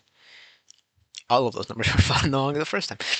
At the seaside of Trinidad and Martin Vaz, a tiny remote archipelago that once belonged to the Portuguese, Percival touches the white sand beneath some rocks. A ship was here recently, a batch of rich earls that used the realm of Elfame as a bridge to this pristine and untouched paradise where their desires and women could run wild. This is your fault, and the owner of that company is on your new Marshall partner's payroll, ugly little man that he is. She's a shrewd woman, despite the fact you have to own all of her earnings to properly do business by law. Footnote 12. Like referring to how early group of interest 12 accounts, unlisted person of interest 1201 is the owner of assets. Married women in England were not allowed to own their property until the Married Women's Property Act of 1882. As eager as she is curious, the money flowing in from her endeavors is more than she can possibly hope to spend, so she gives much of a reference to crafty mouths who can impress her. Wiry bodies who can convince her they're worth the magic she now has access to. You are not impressed by this display. The landing is trashed, the beach littered with the shattered champagne glasses, dirty socks, and expensive hunting boots. You were called here because the fairies told you a great offense was committed, one which must be righted before nightfall, lest they abandon you and your new partner. That red-headed Carter with the rocky heart more rugged than her temper. So much sand. Percival talking. It's getting in your pants as the breeze wants to cut you in two. Blood. Indeed, blood and the stench of rotting fish. Where? You follow first your nose, which leads you to a nearby sandy cave. At that point, you only have to follow your eyes, because there are desiccated entrails pooled amidst rainbow scales and blue blood, blue as sapphire. Blue as the ocean they were born in. No. That's not all. Something far worse stains this cave, desecrates it even. Semen has a thick, ropey stench in your mind. It sticks out amidst even leaking egg sacs and amniotic fluid gone rancid in the fetid humidity of the low ceiling. A siren. It sits at the cave's end, discarded with its massive eyes gone white and popped out of its skull. Its golden hair is being devoured by crabs that scatter as you fall to your knees. They form a crowd behind you like they want to resume eating after you're done with the rites. You feel vomit in your mouth, you feel bile burning your teeth as your eyes peel over flecks of white cum on its cheek, over a jaw broken by human hands from trying to force it to suck in a way it was never designed to. And of course they wouldn't have known, sirens are predators of humans, but their forms are mimicry. They have no real voices, no real autonomy. Their bodies exist with beauty because of primal forces, ones which feed off desire and poor impulse control. Yep, figure that this would be the... They are fish at the end of the day, unable to comprehend, unable to breathe out of water for long periods of time, unable to understand sex except in its usual gentle parthenogenic form. This one died with fear. Its wrists have the same bite marks as on its breast, which are sensory organs, not parental ones. They are sensory organs so sensitive to all but water that they are kept locked in shell clothing outside of mating rituals and predatory displays. Waves crash, gulls caw, your eyes bead with tears as you imagine its last moments, squirming as it choked on semen, urine, and wine, clogging its gills, staining its hands, as its hymen was torn by what was no doubt multiple men, all grinning as all of its guts spilled out. That's what tied their bellies together. The hymen was the center of a siren's entire anatomy. Did someone come in it after its intestines went loose? Were they mid-act when it finally died? Did they want to finish inside of it? Because of course if there's an orifice there's a way, and there will always be a way. What a snarl. You want to stab your own neck in shame from all of this. You want to bleed your heart out as you take a piece of opal from your bag and a pouch of star salt from your pocket. You draw a half circle around where you suspect its fins were with that glittering piece of silica and fill it with the salt as you say a nameless prayer to the water. It's all you can do. It's all you're forced to do. The fairies were explicit on this being a cleanse and only a cleanse. When you finish, you burn the opal with a quick spell and tell the sea to rush in and devour the salt. You know in your stomach more than your heart that this will not be the last time this will happen. Not just the siren, but to you. Psychological output reaction. All of that magic in the world, and you couldn't protect them. This ant text again. It couldn't protect them from death, from the wanton hands, from the men with gilded baubles that were now giving me the world through their sugar, cotton, and silk. If it couldn't protect them, would it protect me? Would it protect me if I gave in to my desires and to the abomination growing in my heart? Would it protect me if I screamed, if I begged for help? No, it wouldn't. It would just keep happening, merciless and deflowering, and soon I would be gone, just like the siren, like the rest of them. Burned to pieces, pierced uncontrollably, my hands vying for someone's throat, but there is no defense. There is no one to help me. There is nothing I can do because this is only natural. It is only business. In this business, you think you've seen everything. When a century ends, pull up a bottle of spiced wine and drink it over to the marble balcony. You think you've seen it all from a perspective like that until you haven't, until something new finds its way to grind down what wasn't there into dust and misery that is real. A misery that is real and hideous, that finds a way to break into your mind and steal your peace.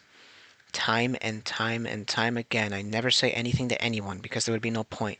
Because there's no money that can buy back something like that. Not when it's been sullied, not when it's been ripped, not when it's been torn, not when it's been raped. And text over back into another memory, memory 9000.07. Note, the following transcript has been translated from Middle English to Modern English. Thank you kindly. Let me drink some water. Date, May 23, 1410. A sermon. The stone walls of your church, small but sturdy, impress you with the importance of these words. As if God himself is watching you, you've no one but yourself in here, for you are an orphan barely 10 years old, taken care of by the priest of this town. And men, I say unto you that God created you to be master over your wife and child. Fucking A. This shit again. Make no room for a son's arguments until he is grown. Do not tolerate your wife raising her voice at you. The Lord has decreed all wealth flows through your body. All household decisions belong to you and you alone. We know this to be good and true because God cursed Eve in the Garden of Eden for her temptation of Adam, for her sin towards humanity, for her cursing of us all. There is no good fate for the weaker sex except servitude. Can't believe people still believe that shit. Psychological output reaction. I don't know the name of the statue, but it is a statue of femininity. This is a mosaic. Oh, is this of Eve, actually? This is a mosaic of Eve being tempted by a snake, I presume, then? Oh, I lied. That is a siren. Wrapped in a snake. I didn't scroll down all the way. This is a vague silhouette. Made of, I don't know, charcoal or something. This is an abstract shape that I can't personally understand. Well, this almost looks like a face there to me. Kind of almost looks like a leg. But I can't say I grasp the meaning. That's a clam and a black pearl. Or a piece of a clam with a black pearl. Or is it oysters that do the pearls? Ant text of two different kinds. One darker, one lighter. Lighter text. Who am I? Is that supposed to be me? Darker. You keep asking that. Lighter. If I keep asking questions, maybe I can delay getting the answers.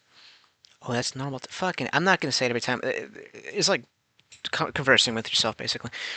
If I keep asking questions, maybe I can delay getting to the answers. Interesting. I assume that means you're afraid. Yes. Good, you should be. Lovely little cretin, aren't you? Huh. Well, that is my job. That's what you're afraid of. Haven't I already said it all? Yes, but walk those fears into your future. You're only looking at the past, and what you've clearly defined yourself as not. You say that like the threads of what happened to us don't determine who we become, like I'm not marred and eternally tired. You? Tired? Don't make me laugh. Everyone has a choice, but you do, and who gets to make that call? Ellipses? You.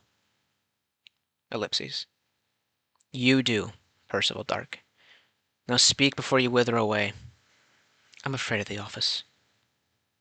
Go on. And his name was this? It's another tale on the Black Diamonds Hub. Dead naming, transphobia, discussions of violent acts. Is this? Oh, September 6th. Okay, so still before the contest, I'm pretty sure. I don't remember when the contest opened. Sorry if I like read all the attached links, this one would be like fucking 2 hours long. Just this one file. Have you not? There's. I'm afraid of their faces, their stares, their questions, their no doubt endless curiosities. I'm afraid they will all leave. That I will lose so much money trying to find new people to hire who will understand this, think positively of me still. Have you not had this happen with several employees before? Seen these kinds of people in your life? That one you sparred with, especially. Yes, but they weren't me. They weren't the pillar of the company who birthed it from cradle into incorporation. Times have changed, but what will never change is people like you existing in the world. Though I can imagine how much you pushed them down in your mind. Did you really think I lived this long without learning any tricks? Smarmy today, aren't you? I've earned it. You certainly have, but I think there's something you've earned even more than that. Something you've earned for this strand of future you brought out into the light. Won't it be beautiful to climb the tree of knowledge now? Don't you want to be as free as Eve was? I know too much. If I did it all back then, I would have lost everything. And yet you don't want out of this business. Why? Ellipses. Tell me why, Percival, if you still want to be called that. I do. That is my name. It is not attached to the burning in my heart right now, the burning that loves what I do, loves the world in the palm of my hand, eternity as humans can comprehend it from their minuscule lives in my grasp. Even if it's not true, I love the way people need me, need my business, need the magic I sell. Well, do you suppose you can be happy like this? I will make myself happy. I have to prove to myself I'm not one of them. You do nothing to change the world. I can barely tell the truth to myself. I suppose you're right. I always have been. Untrue. Let me have my fun for a little while longer. I'll get my act together once this is done. She's waiting for you then. All you need to do now is take the first step. Regular text again. Memory's gone. Iris. Iris braces herself as Percival hugs her, cradling her despite how tall she is. I love you. I will always love you forever and always. Oh, I will love you forever and always, even when I am no longer around. You will? Yes, and I'm sorry I said all those things to you. I have a lot of things to ponder.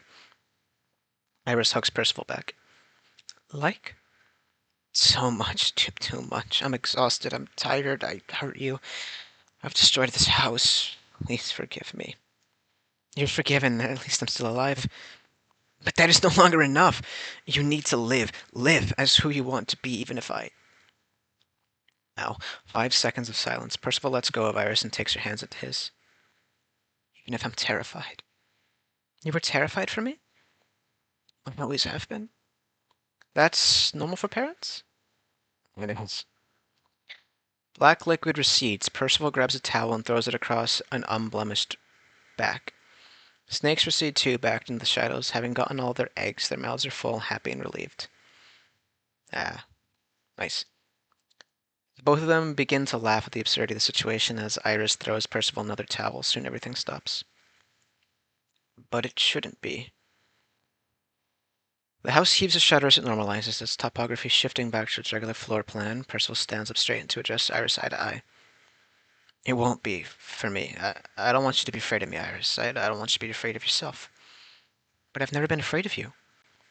Even if I've changed? Not even if I changed? Iris nods, Percival's eyes begin to tear up. Same to you, Iris. 12 seconds of silence.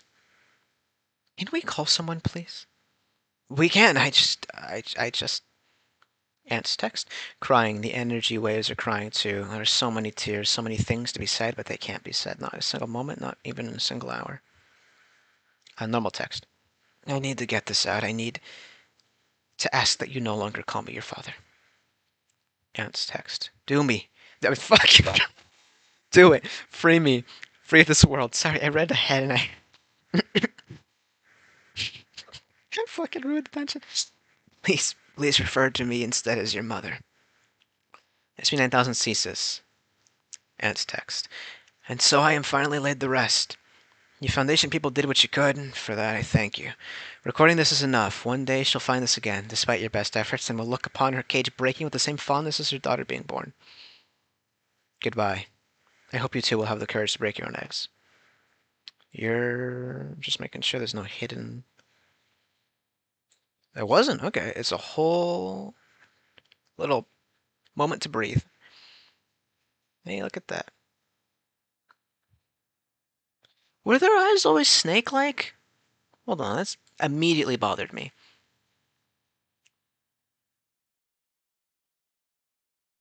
How the fuck did I not notice that? Addendum 9000.02 on the 1st of January, on the 20th of January, fucking A, 2015. After 14 days of inactivity, SCP-9000 was declassified neutralized. Person of interest 1201 status has changed to unknown in the Foundation databases until February 15, 2015, at which an undercover Mu-3 agent witnessed person of interest 1201 at a private party. Her portraiture was updated accordingly. And fangs. There was always like a snake motif with these. Hey, a periapt. I just want to check. 8, no longer a tie. It's now this little medallion periapt necklace thing. And I don't know what these are called. There's a black rose earrings. And obviously, you know, the... What's it called? Ah, fuck, I'm so bad with this shit. Eyeshadow, black lipstick. Weirdly, like... It almost looks like a fucking snaggletooth thing there. I mentioned, like, I don't know how makeup shit works. Are the eyelashes longer? But obviously it's you know, happy to have transitioned. Yeah, they are longer.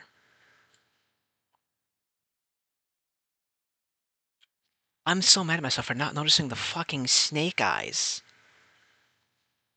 And I'm pretty sure the hair's longer too.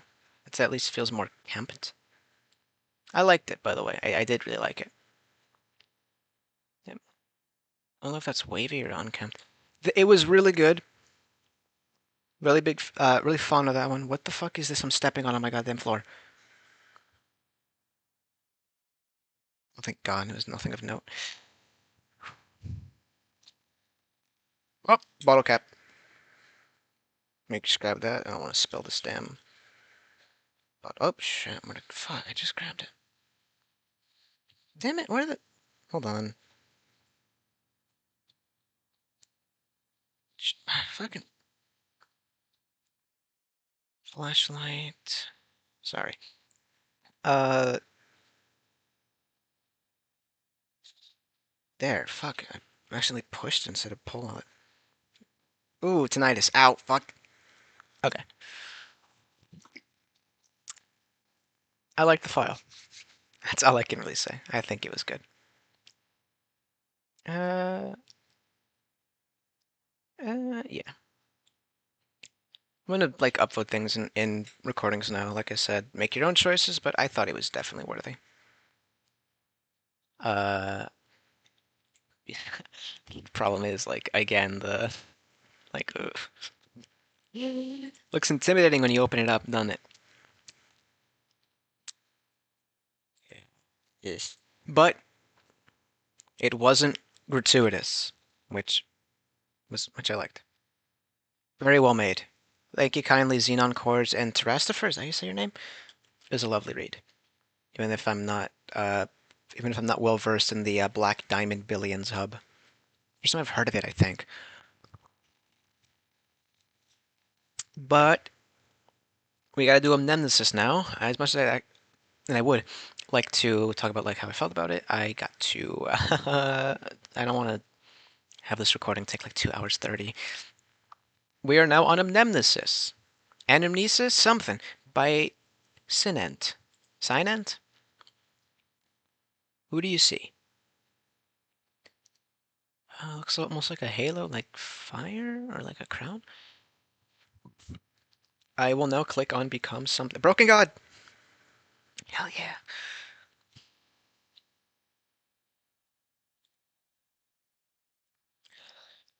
Item number SCP-9000. Level, containment class, pending. The index you are attempting to access has been reserved for... Ooh. Reading hyperlink pages when should not be necessary in the article. Ooh, about 1,500 words. Fucking A. Could you always do that on all these files? I never even bothered clicking on that until just now. The index you're attempting to access has been reserved for an unfilled anomaly. Become more. Dream journal doc surface SCP-8456. Do I know you? I don't know you. Dream journal doc page 12. It was underground, that was a certainty. Maybe a site or some other installation? There was this vast sense that everything, all we could care about was holed up below, and then above was stone. I don't know how much, but I know we measured it in light years. The really freaky thing was whatever we lived above that, I don't know how we could tell, but it was definitely all over the surface now, and nothing left above that thing, and it was descending on us like night and rain. I have this image in my mind of the whole world being wiped clean to start again, and I woke up, I was still praying. So yeah, what little progress I've managed is just gone.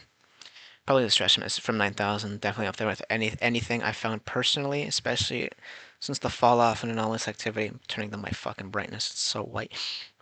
Alice has been a lifesaver mentally. I'm about to write the Rav doc, so hopefully that'll be some release. Maybe I'll get a night's sleep that isn't cut by 4 hours short. That isn't cut 4 hours short by bullshit. It will now become detectable. Item number SB-9000, level 3 confidentiality, containment class pending. Building procedures pending. Description. Is that description spelled? It feels weird. I don't know why. I'm already in the file. SB-9000 designates a phenomenon currently affecting an unknown portion of the observable universe. Though initially believed to be a failure of astronomical equipment, SCP-9000 is now understood as the inexplicable disappearance of at least 700 stars. Alright, you've got me. The cause of SCP-9000 is unknown, though also unconfirmed. The anomaly's manifestation date is estimated at April 13, 2025. In the 3 years since, an increasing number of stars previously recorded by the Foundation and other organizations have become entirely undetectable. If they still exist, their locations are unknown. At the current rate, researchers estimate, I think that should be researchers, a disappearance notable by public agencies will occur in 5 to 10 years. No disappearances have been witnessed in real time. Provisional. For standard queries regarding ongoing research, contact Dr. Alice May, Junior Researcher, Department of Weird Astronomics. That's such a funny way to say it. Weird Astronomics. Yeah, weird stars. With significant information regarding SCP-9000, contact Dr. Honey Axford, Director Site-380, Head of Weird Astronomics. Something about that is funny. I will now become unknown. Dream Journal document, page 17. 83, 84. I don't know you either. Ooh. Apologies, I don't want this to be very long. I can't remember. When I woke up, my face was wet like I'd been crying, and there was this deep ache in my stomach. It felt like dread, or maybe just loss. It made me think of one's lost at 38, 80, 83, 84. I felt the same back then. Christ, please don't make me start dreaming about that. 3 years of insomnia is cruel enough. Honestly, not sure if I can go in. It's deadline for 9000 con procs, but as I think about it, this is a good assignment for Alice. It's mostly Veil Protocol stuff, and she already knows the classes I want. Should be a good step up for her. The girl's needed a confidence boost ever since she lost that exoplanet. I think I should probably stop teasing her about that. Anyway, she's a better researcher than she thinks, and she's a good person, too. I will now become unbound. Alright, item number is SCP-9000, level 3 confidential. Academic class, Keter. Disruption class, Eki. Risk class, Notice. Special contained procedures. Research into the nature of SCP-9000 is a continuous and sustainable method of containment discovered. Footnote 1. I swear these things are too small. I can't fucking, hover over them. Or until resultant disruption decreases without interference. Where possible, the public history of SCP-9000-1 instances should be destroyed. Fuck out! Woo! Cracked my back, something fierce. That was great. Foundation AI agent Winston Smith. That's cute. That's a 1984 reference because he worked at the Department of... he worked in the Ministry of Truth, where he would retroactively change history to fit with the party's viewpoint. I like that reference. That's so good. That's so good. Is to erase evidence of confirmed instances in sub-veil record keeping, flagging indication of non-digital evidence. Erasure should be considered impossible when such action would be more noticeable than the original disappearance. The Department of Miscommunications, advised by the Department of Weird Astronomics, is to disseminate false explanations of inerasable disappearance on a case-by-case basis. The official Foundation and Gaslight Department is to officially gaslight, as per Foundation. As per Foundation protocol. Description. SCP-9000 designates a phenomenon currently affecting the entire observable universe, causing more than 62,000 stars to become undetectable. The origin of this phenomenon is unknown, as is its method of concealing, displacing, or destroying affected stars. SCP-9000 does not affect orbital mass, i.e. planetoids, or dwarf stars. Stars affected by SCP-9000, of which there have been at least 847 in the week following discovery, have been designated SCP-9000-1. Okay, all together then. We have two images of the cosmos. Circled is a star. The second image circled is the lack of a star. The caption is an SCP-9000-1 instance's location, pictures taken a month apart. SCP-9000-1 instances vary greatly in distance from the Earth. This would imply some disappearances took place long ago, with subsequent loss of light only reaching us now. However, despite this, deep space probes have confirmed that SCP-9001 disappear at approximately the same time for all observers. This secondary anomalous effect indicates a potentially non-Euclidean area of influence. Water. The inconsistent rate of SCP-9000 hinders extrapolation of data, among other forms of data analysis. Data first manifestation is regarded as inestimable. Inestimable? You can't estimate it. However, researcher consensus has deemed the local sun to be probabilistically safe for the next 700 million years. Addendum 1, real-time documentation. A Deep Space Foundation array of telescopes has identified a star currently undergoing an SCP-9000 event. Composite imaging and data sets are being transmitted across interstellar distance in packets. Once full data is received, interpretive processing will begin. Researchers hope to gain greater insight into the anomaly by having footage specifically focused on an instance at time of event. Addendum 2, discovery. SCP-9000 was discovered by Director Honey Axford, Head of Weird Astronomics, on May 1st, 2028.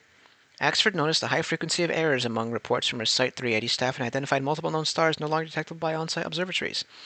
A search of 450 astronomical sensors confirmed Foundation equipment was unable to detect at least 50 bodies, and some light received in the past year had an outlying fall-off. SCP-9000 was listed this following day. I will now become familiar and finish my bottle of water.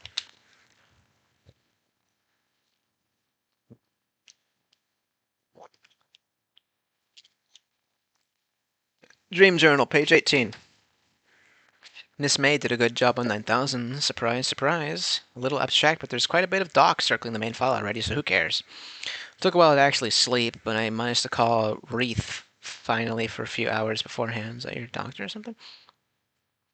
Definitely needed it. He can be so comforting. I need to talk to more people.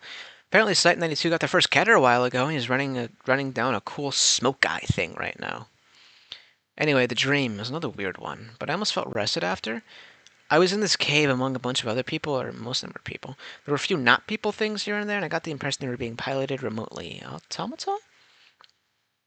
We all congregated around this altar, and a net of cables hanging above it. There was a dead girl. Okay, that looks bad typed out. She wasn't dead. Well, she was, but she could speak.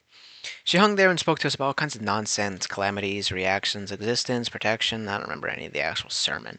We all cheered at the end, and when I put my arms up, one of them wasn't skin. It was like a mirror. I think the girl had markings of the same stuff down her back. Freaky. I will now become connected. Classified top secret. Unauthorized access to this file is forbidden. Item number 9000, level 5 top secret. Containment class is now pending. Containment procedures pending. Description pending. Provisional.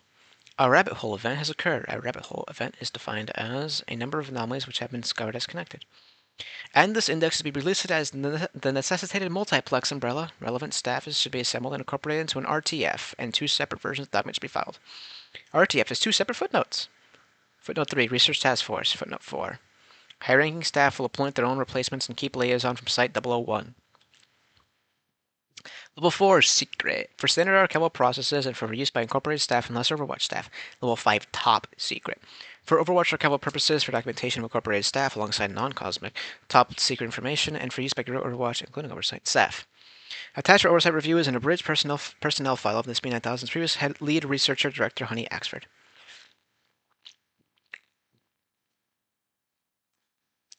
There he is. I got something stuck in my throat. Level 4 personnel, Honey Axford. Title, Doctor. Positions, Senior Researcher, Site Director, Department Head, Site. Transfer ongoing. Division, Department of Weird Astronomics. Age, 34. Loyalty, high, 45.3%. Age acquired, 14. Gender, F. Flags, Inner Veil. File abridged. Class, Inner Veil Intel. Top, Secret. There's a picture here. It's a hideout in which person of interest 3071D was apprehended. Note that the photo was taken with a digital camera with film grain resulting from local radioactivity. I see. I don't know what this is, though. Apologies. GOI connection.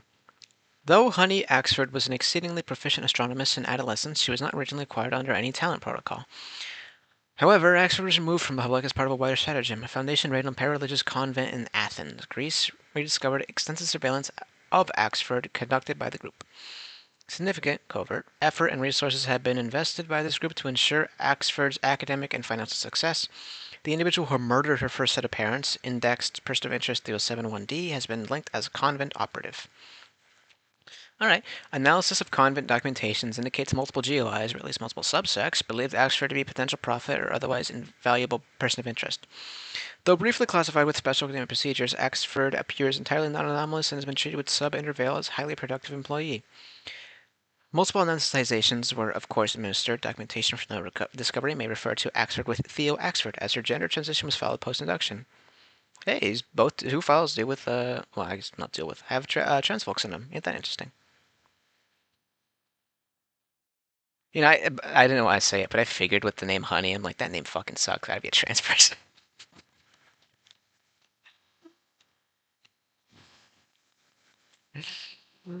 Make fun of your trans friends' names. It's for their health, I assure you. I got a friend named Eris. Yes, I did call you out. It's normal now because I've known you for years, but your name fucking threw me for a loop first time I heard it. It's weird. But I mean, hey, I guess it's expected. We're all kind of fucking weird. I dropped my screwdriver again. I want to. Let me pick you up, asshole. There we are. Fucking A. Oversight recommendation. 053 included the follow. Wait. Oh, right. There was no content warning. I was about to go up and be like, oh shit, I didn't check for any. 053 included the following in her formal recommendation of Oxford for her transfer to assistant director of Site 380 for her eventual promotion to director. I think it comes down to uniquity. Unique. Yeah, that's uniquity. No one else on the team was able to sincerely promote, despite the associated naivete, the idea that SCP-8384 could hold any form of kindness. To see past what you're accustomed to and recognize the signs of something different is what makes a good researcher. To do so with the already anomalous is what makes you a great director. Without that theory of kindness, we would have needed Project Blank to halt 8384. Workplace involvement. Honey Axford is currently concealing an unsanctioned workplace romantic involvement with tutor researcher Alice May. Ooh. In accordance with standard procedure regarding high-priority personnel, Overwatch knowledge of this involvement is remained top secret until the involvement is observed impacting productivity or a crocodile-level ethical concern arises. Should Axford be confronted, initial discovery of the involvement is to be described as shortly preceding the confrontation. Cute. Oh, my back. So, is this different people or not? Was it Wraith? Is that a nickname or something? Yeah, who knows? I will now become significant. Dream Journal, page 23. Last thing I remember is the smell of some anesthetic as one of them tackled me in my own corridors. Knew I didn't recognize those guards. Ironically, the dream that followed was more than pleasant. It was enjoyable enough that I've elected to omit it from even this private thing. Okay, wet dream. But the dream's over, and here I am. Here it is. There's the sense back in the real world that the Foundation just goes up forever. Of course, as director, I see Overwatch on every descending order and notice, but there are hundreds of sites like mine, and the idea that a single capital C command is beyond spooky. As far as I can tell, I'm not a prisoner, and the abduction is standard Overwatch hospitality. This has got to be about 9000. We haven't actually submitted what we found observing 9001, but I doubt they weren't spying by now anyway. Maybe they have been ever since 053 recommended my promotion. Full briefing is in an hour. I'm going to see if I can get Alice transferred too. I'm nothing without an assistant. Cute. I will now become endemic. Oh shit. I remember SCP-9000 level 4, top secret, payment class, esoteric, secondary class, multiplex. I hover over you to see if you explain me what that means. You do not. Disruption class, Amida, risk class, danger. I mean, I can infer. I still would have liked to. Specific procedures. Once. That's such a cool looking. Control F. Multi. Guess not.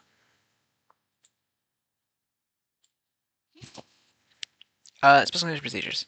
Once formed, RTF-9000 are to use all means necessary to Overwatch command to neutralize SCP-9000-A, SCP-9000-B, and SCP-9000-C. Evidence of a non... See, they use the same comma structure I do, and they put the comma before the and. It's normal, guys. Use it. It looks better, in my opinion. Evidence of a non-anomalous interstellar cloud is to be fabricated and disseminated as an explanation for unobservable stars. SCP-9000-B and C. Witnesses are to be amnesticized with public evidence such as video recordings destroyed. SCP-9000-B victims should be recovered for testing or incineration. SCP-9000-C affected areas should be pruned to resemble original form. Earliest confirmed site of an SCP-9000-C event. Image taken 28 days before growth. It looks to be like a mine or something, like an open pit mine or something, in the middle of the forest, of a forest rather. Is that what that is? I'm not entirely certain. Multiple blank sects are currently under investigation by blank convert task forces. Extreme discretion regarding infiltration plans and results is advised. Contact the Parawar Division. Weird. I'm so happy it's not the Weird War Division. I'm never getting over weird astronomy. Are you para-astronomy? No, that's a different department. We're weird astronomy. We're similar, but we like listening to Weird Al while we work. That guy's cool. If he turns out to be an asshole, I'm gonna like kill myself, I think. Weird Al's a treasure. Overview. SCP-9000 is a group designation under which multiple interconnected phenomena are classified. SCP-9000 has 3 sub-anomalies, A, B, and C.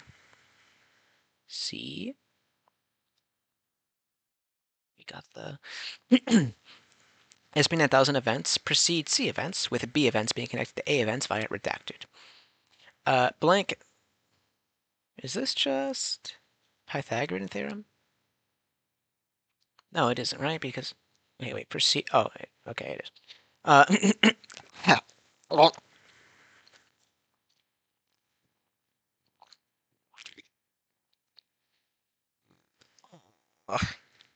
I'm fine. Uh, blank has been connected to at least blank of these sub-anomalies, though currently manageable. SCP-9000 poses a semi-imminent threat to the Veil if left unneutralized or otherwise uncontained. This threat may extend the Foundation and humanity as a whole. I'm gonna take a short little pause here. I gotta go to the bathroom. I drank like 2 bottles of water already. I might get a snack too. I haven't eaten since like fucking 10. Like I ever said, it's like 8:51. Hope it's a character eating chips in this so I can eat chips and be in character. Water, nice. Who the hell was I? Okay. Multiplex description. SCP-9000, a previous SCP-9000 superobject. SCP-9000 refers to a recurring phenomenon which has affected upwards of 10 million stars.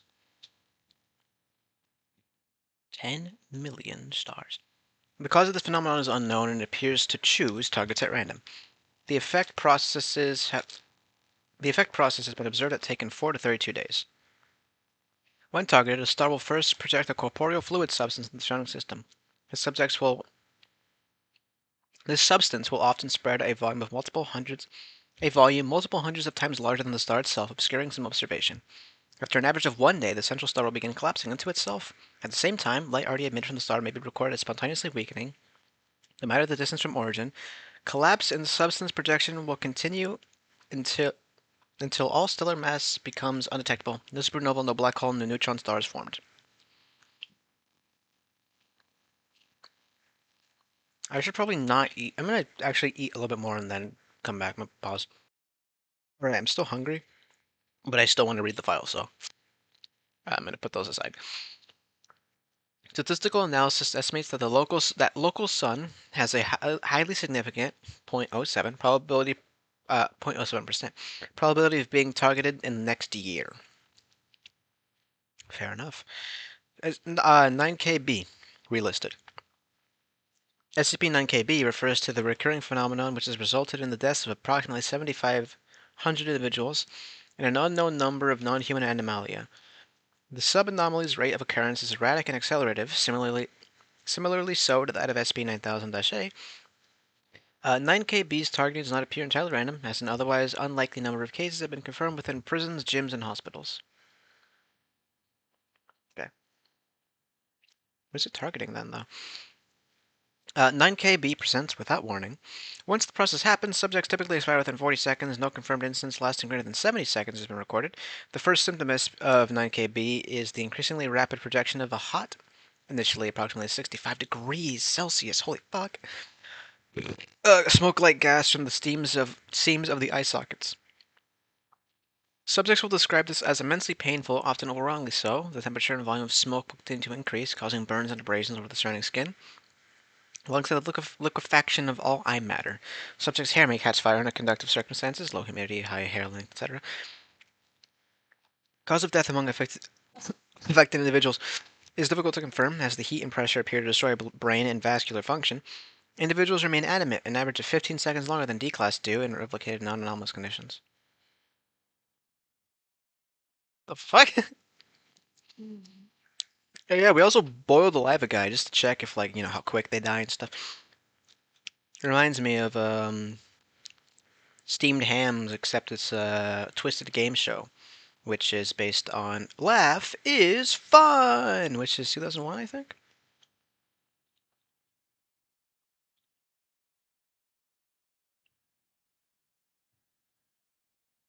2030. Laugh is Fun is one of my files. One of my favorite files, not one of mine. I have never written a SCP file in my life. But if you like Laugh, you go watch Laugh is Fun. But what you mean read Laugh is Fun? It's a nice article. It's famous, partially. It's famous on site. And also go watch that video I said, Steamed Hams, except it's a Twisted Game Show. SCP-9000-C relisted. When first discovered, SCP-9000-C events were theorized as random. However, recently, a SCP-net analytical program flagged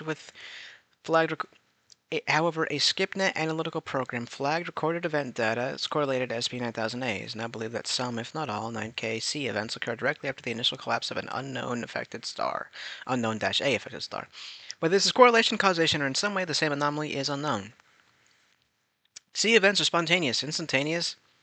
instantaneous, unexplained growth and complexity increase, of man-made patterns of lines. An abstract example of this could be a metal grate pattern, which, when affected, will become visibly larger with a denser center of crossbar lines.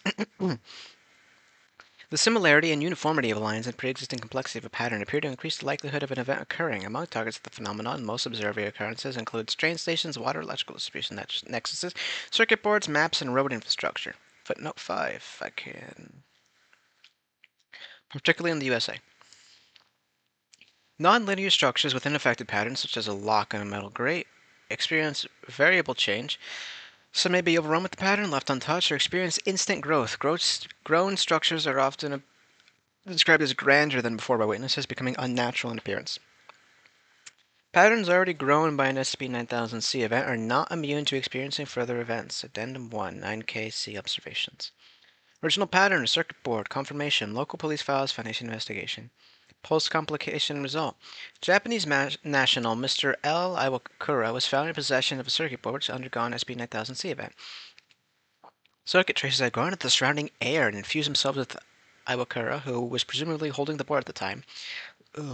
Lacerations indicate Iwakura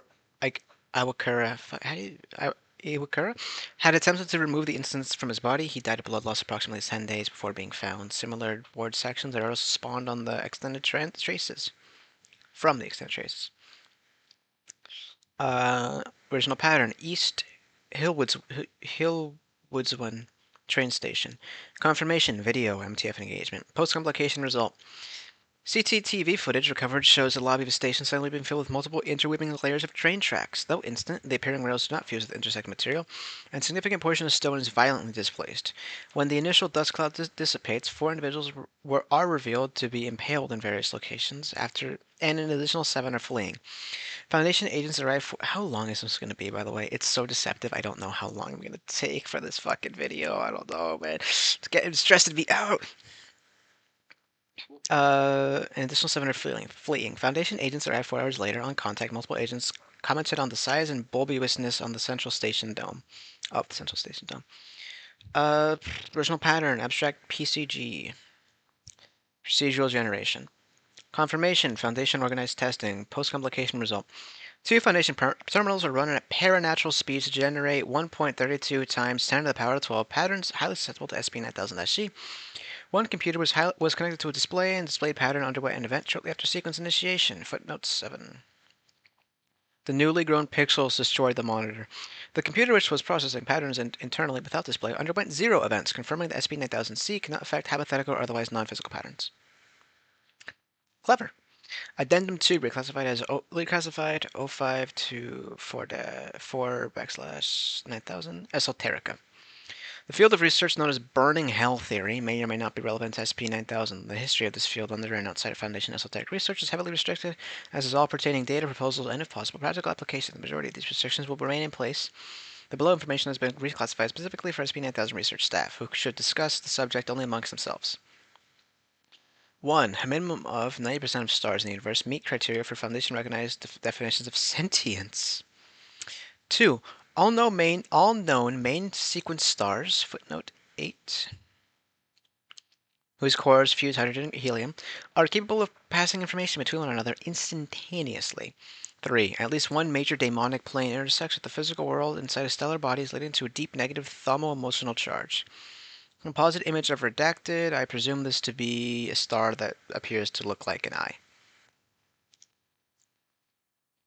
Addendum 3. Due to increased and tangentially correlated activity, 2 blank sex under SCP-9000 specific investigation. So far, only blank knowledge of SCP-9000 is confirmed.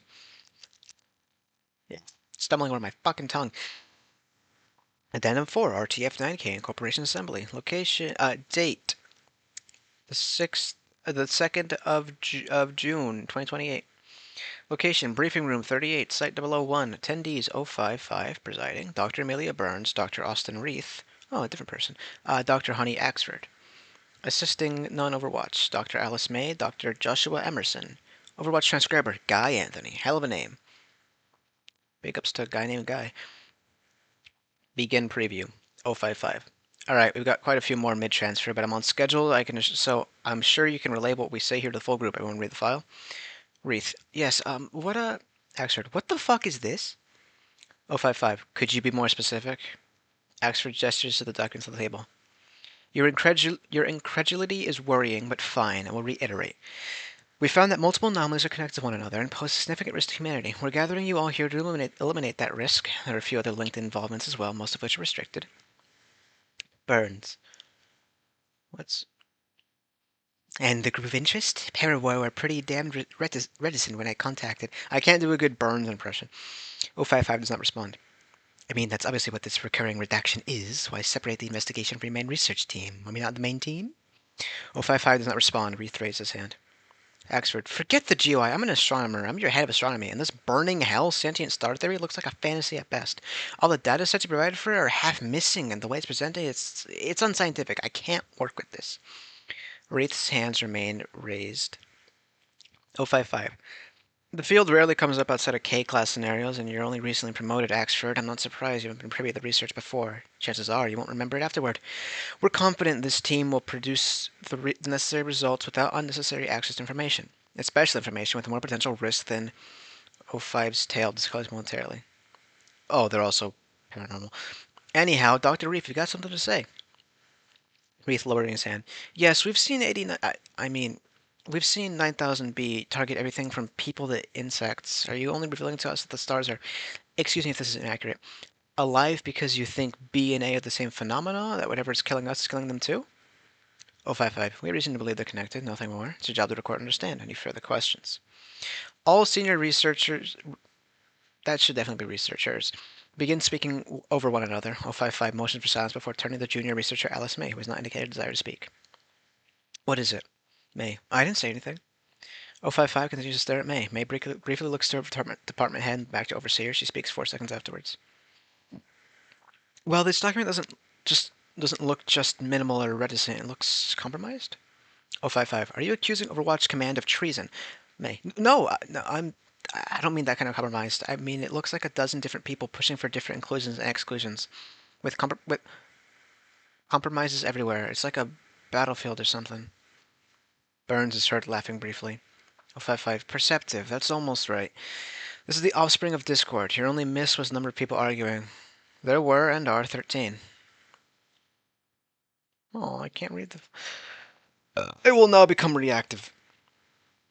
Dream Journal 24. I used to feel guilty throwing non-nightmare rambling into this, but past 48 hours have been a literal fever dream, and I'm losing my mind. I did dream the first night here, but I'm not wasting energy on that. My sleep therapist will have to forgive me. When we observed the first 9K1 footage, I guess it's 9KA now, my team knew this was something different. The more complex the effect, the more complex the cause. Always. But now it's not just stars dying, it's them being alive in the first place. And every time they do burst into something we're barely able to trace, some structure on Earth grows. I can't even tell my deputy back home half of what I'm working with. Burns, the original leader for 9KC, is convinced it's all artificial, cooked up in labs or a factory. I like her. Very headstrong. Fuck, I shouldn't have done the shitty Burns impression then. She's pissed about a lot, but Reith's worse. Since I last talked to him, he's seen an awful lot of deaths because of 9KB, and it's clearly getting to the guy. I wanted to speak more, but apparently he's been called to 0511's personal office about a containment breach. It's hard to watch Alice struggle here. The girl did well in the briefing, but she isn't taking mandatory abduction to the most secret place on Earth, as well as the most of us. Understandable, she's clearly still got some human left in her, but I keep catching her with her fist bulged, staring past her she's trying to work on. Feels like I'm dragging her down with me. Thought I wasn't going to write about this, but the nightmare's been stuck to me all day. Despite everything, every time I close my eyes, let my thoughts drift off. I end up back here, it's keeping me up, and so here we are. Started on the ground again. We're all there, me, my friends, my colleagues, walking down a spiral tunnel. It was all cave walls and dark yellow rock, heading deeper towards something important like a fortress. Over and over, I would hear someone trip behind me and then scream, and then they were gone. People were dying, and I couldn't look back. I wanted my muscles to stop, but something was urging me forward. Not like a feeling, like a physical entity screaming at me to reach the end. But I didn't. The walls around me were still stone by the time I lost my footing, and that was the last. Everyone else had already screamed out of existence. Before death, waking up, I spotted a Foundation logo up ahead, etched in that same yellow stone. I need new meds. Let's not, fuck. It's not just, it's not, 8-7, because 8-7 is not Yellowstone. Item number SCP-9K, level 4 secret, containment class esoteric, secondary class multiplex, disruption class Amida, risk class critical. Notice this file is currently undergoing digital forensic analysis after a potential security breach. Pre-existing documents may be requested physically or accessed digitally after the recompilation process is complete. Newly, parentheses, post-recompile. Queued documents will be appended below as temporary addenda. Addendum 1, Site 371 Report, Incident Report, ID 748FHD. Date, June 13, 2028. Location, Foundation Site 371. East Wing of 371 in Christchurch, New Zealand has undergone SCP-9KC event. Event appears to have spawned from the site corridors themselves. The sonar estimate of over 400 meters of corridor now exists outside of all floor plans. Though the event caused a magnitude 2 earthquake, no existing containment chambers were breached, and no immediate casualties were recorded. Several new containment chambers were produced from the anomaly, however their contents are currently unknown. The affected area is proven entirely inaccessible to personnel, who have attempted to enter new formed hallways and suffer total immediate brain death. Support from adjacent sites is en route. Additionally, a group of 7 bodies was discovered between surveys of the anomaly's edge. All staff alive and dead are accounted for. It is unknown if how these casualties occurred or what their respective identities were. Retrieval via unmanned drone will follow a security inspection of the non-anomalous site structure. 8496, I don't believe I know you. Regardless, is now classified as uncontained. I don't know 8496. I don't recognize this at all.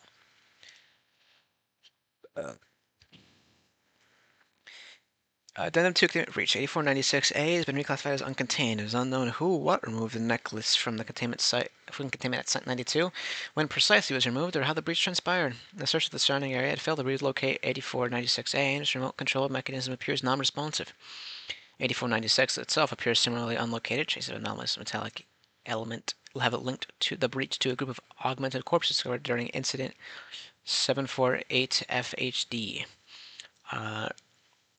MTF Pi 0 has been remobilized alongside Dr. Austin Reith to track down and locate 8496. Dr. Reith is to gain any insight possible from the anomaly, which might assist in recovering 8496A, with additional insight into 9K connections being a secondary priority.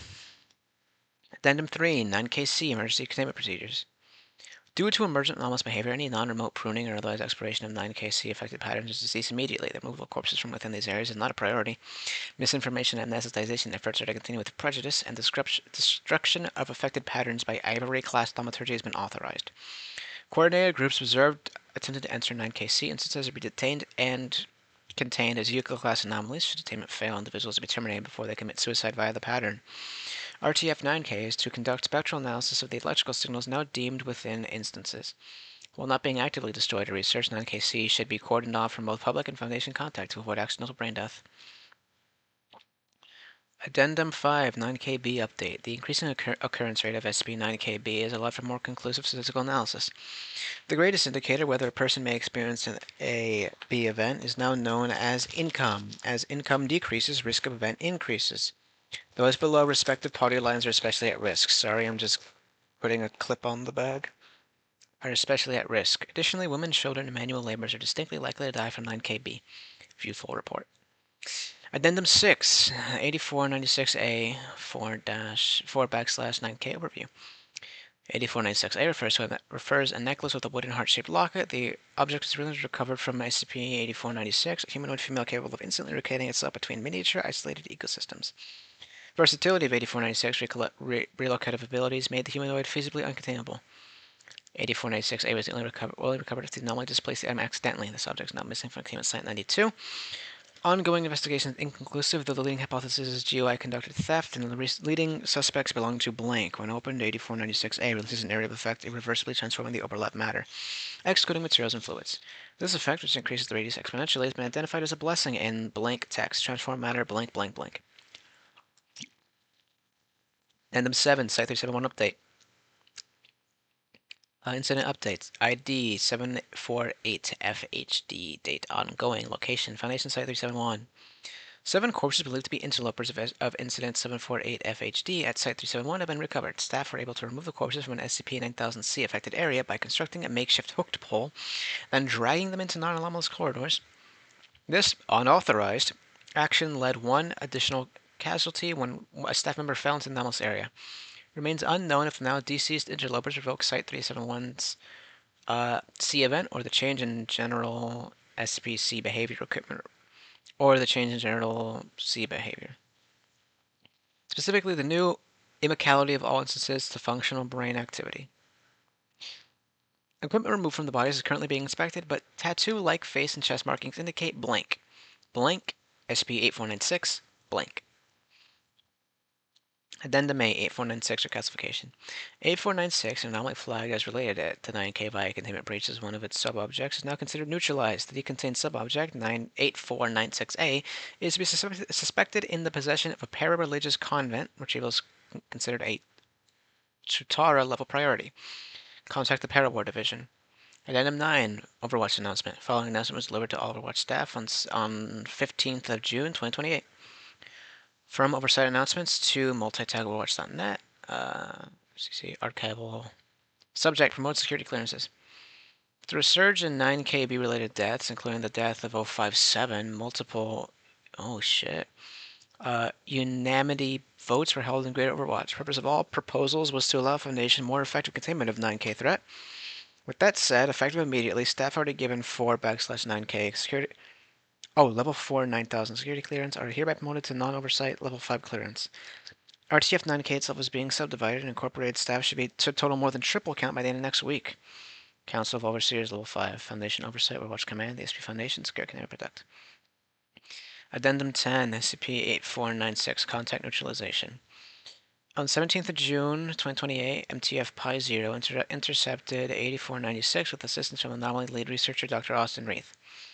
The MTF discovered the humanoid while pursuing reports of a young girl/ghost, haunting an overgrown churchyard in Norwich, England. Transcription was taken from MTF Captain Jack's body cam and mic recordings during contact. Begin log. Dr. Austin Reith and 5 members of MTF Pi 10 are approaching graveyard from the back of an exit of abandoned church. Pi Captain. Eyes? 1. Nothing. 4. Likewise. 2. After cursing. Mister again. Reith. Let's not give up yet. The anomaly only recently located may teleport back any moment. 4's laughter is faintly audible over radio. 2. Said that last time, mate. Cap. Focus. I think we stay point for a minute. Target still no, shall we split up? Lots of little green spots around here. She might be nearby. Captain begins the radio control, but is interrupted by 2 signaling for silence. Reith. What is it, the anomaly? Multiple MTF members shush the doctor. As the camera turns, the camera sees Pi 02, pointing towards the church wall past the overgrown churchyard. The team exits the tall grasses, and 8496 become visible, lying beyond the concrete path. Footnote 10.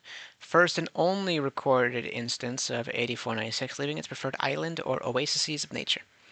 02. Oh, shit. Though still alive, the anomaly is clearly injured, blood seeping through the fungal material of its dress, pulling on the stone beneath. Notably, all 7 of 8496 necklaces are absent from its person. Footnote 11. Collection from which A originated. 1.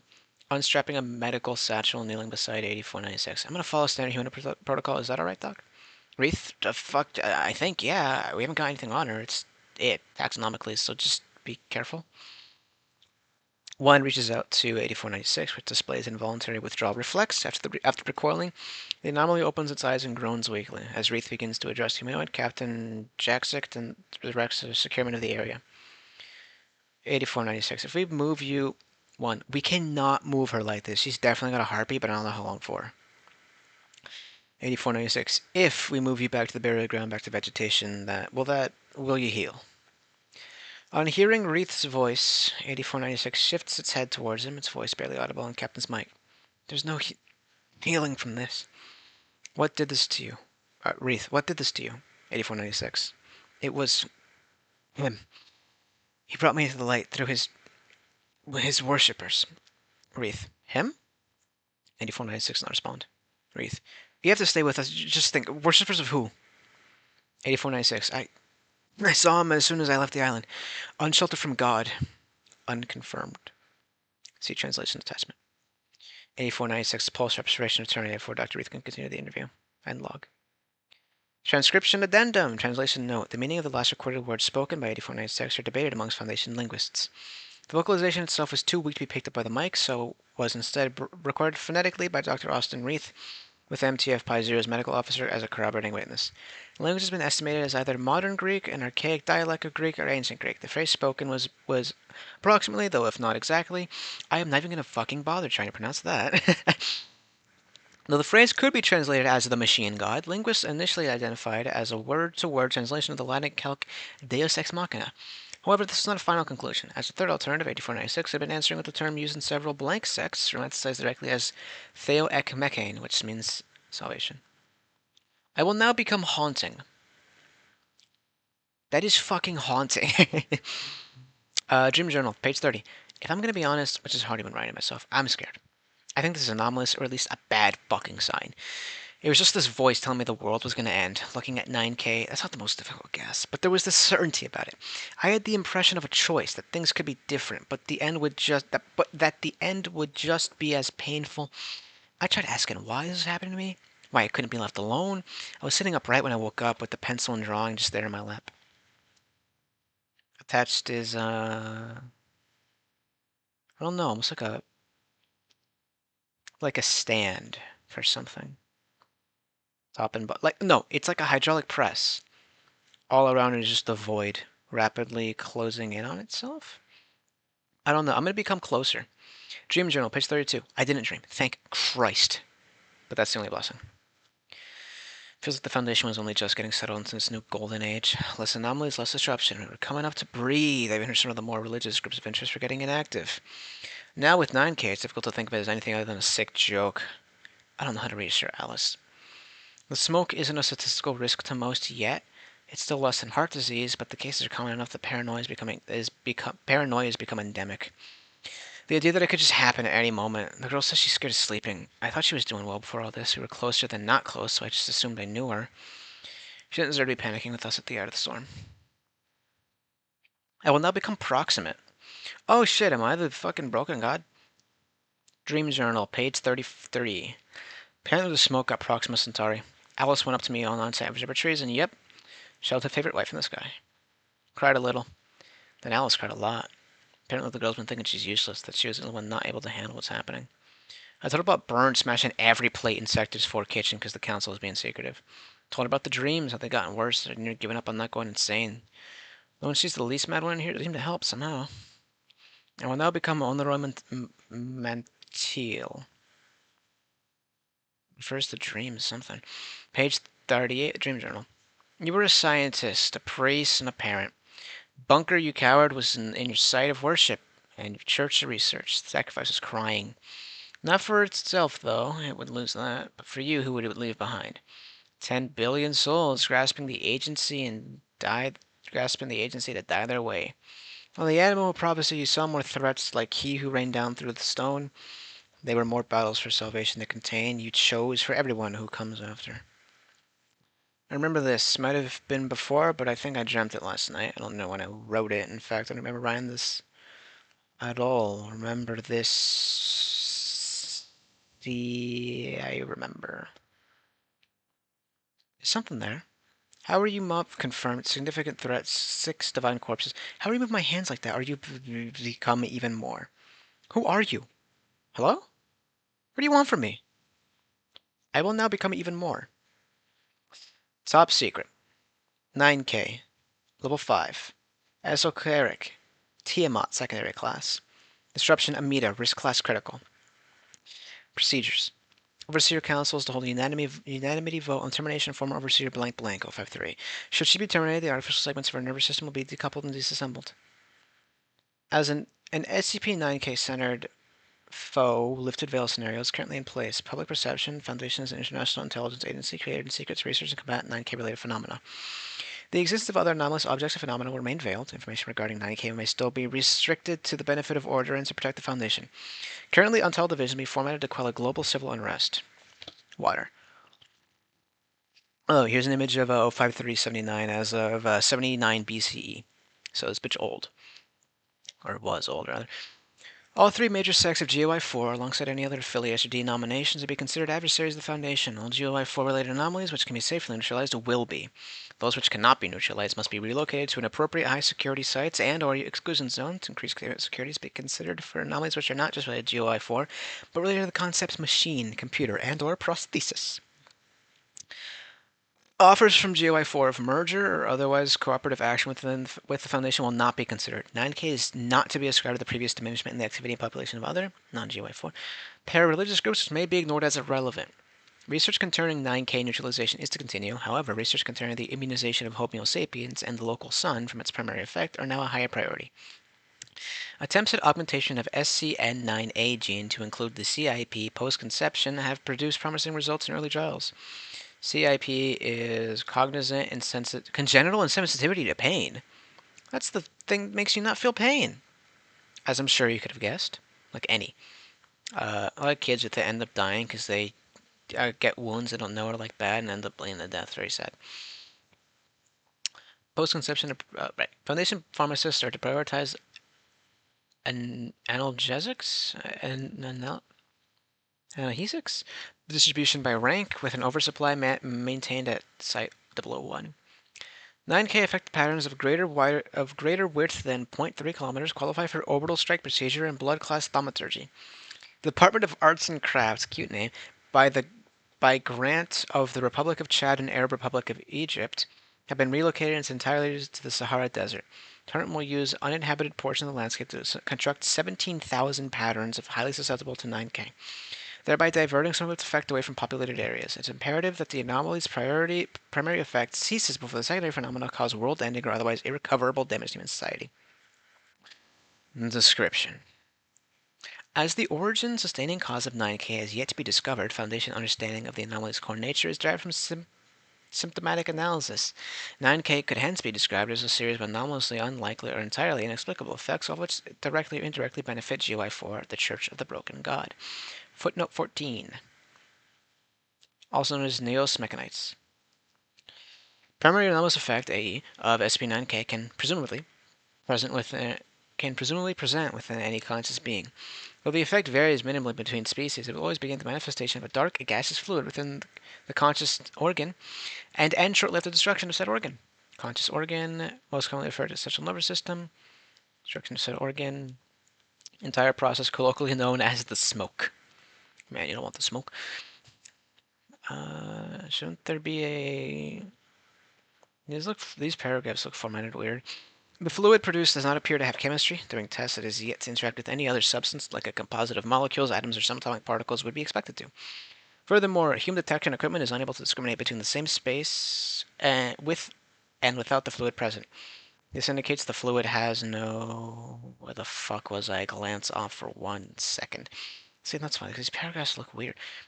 This indicates the fluid either has no or perfect reality and results in an unprecedented ectoentropic resistance factor. It's already 2:22. I've been recording for. I need to finish this shit quick. I don't know how fucking long it is. Like, it's a cute gimmick, but I don't know how fucking much longer I gotta read. I gotta use the bathroom too. Sorry if I've been sounding bored of the file. I promise I'm not. It's just my throat is really fucking sore. It's 9:30. I gotta wake up at 8 tomorrow, and then I gotta play D&D tomorrow, and then I gotta have a nightly recording.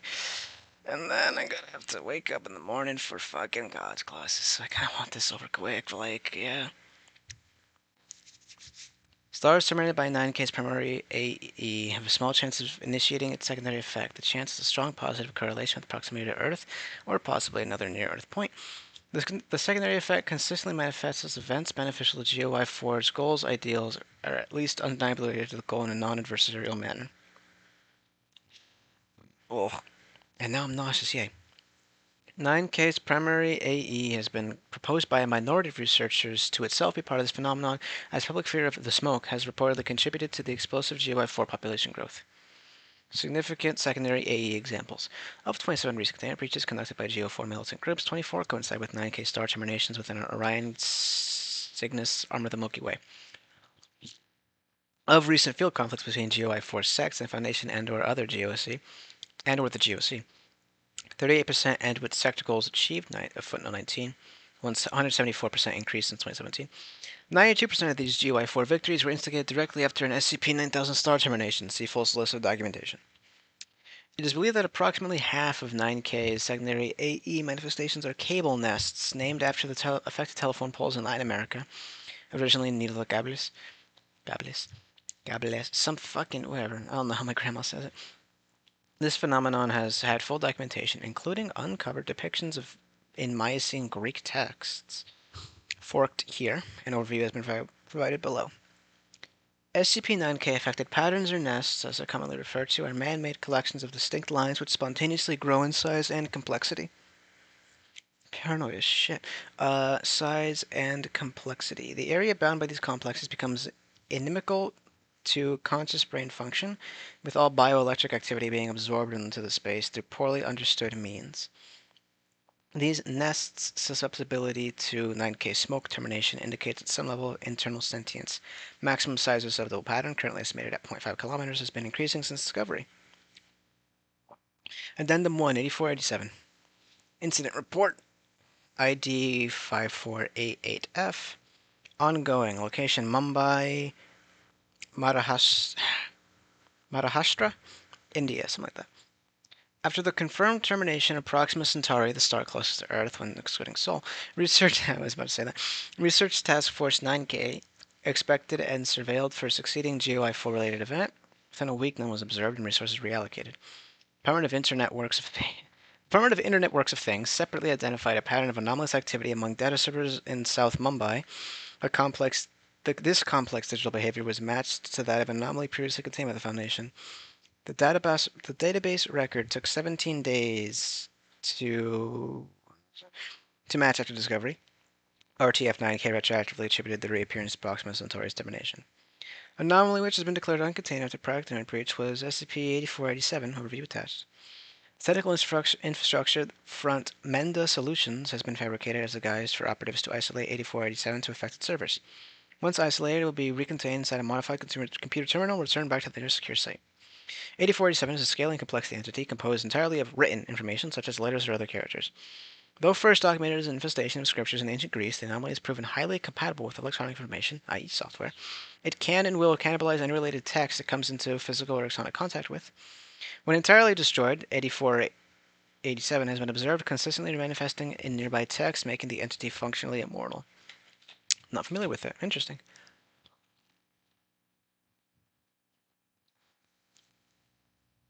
Addendum 2, Amazon Rainforest Geographical Anomaly Incident Report. 835DD. Double DA. Location, July 5th, 2028. Location, Amazonas, Brazil. To detect larger urban patterns targeted by 9K, such as the large cable nests in Shibuya, Tokyo, Department of Weird Astronomics ordered a portion of telescopic satellites earthbound. On the 5th of July 2028, two of these telescopes observed an abnormally dark circle of land which appeared to be growing within the Amazon rainforest. Planning process for an expedition began was expedited when the rate of growth was determined to be exponential. 7 minutes after a task force was officially mobilized, satellite feed observed the darkened area seesaw growth. See subsequent mission 835DH. This is said mission. On the 6th of July... Oh, shit.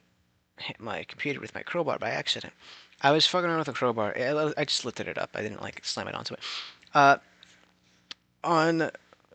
nudged it, really. On 6th of July 2028, MTF Omicron 50 off-roadies arrived in the Amazon rainforest via tilt rotor. Described below is mission 835DH, log 13, which documents the team's first contact within the anomalous area. Mission log, begin log. 1309 Amazon time, UTC 4 o'clock. After rappelling through the jungle canopy and traversing 0.2 kilometers on foot, MTF 050 are now in the 20-meter range from Omicron 50 are now in the 20-meter range from the edge of the unidentified geographical abnormality. All team body cams show a uniquely unshadowed area past the trees ahead, distinct from the constant density of foliage in other directions. No anomalous activity has been sighted so far. As the team continues to approach, reflective material becomes discernible from natural sunlight, alongside dark inorganic masses. Omicron Captain. Turning off a flashlight. Lights off, or steady at the border. If this thing starts going again, we dive in, find a way to stop it. Captain's three subordinates deactivated flashlights. Shortly after, a metallic screeching and explosive rumbling is heard. The noise will later be identified as a nearby 9K cable nest occurrence, specifically the instant growth of conveyor belts.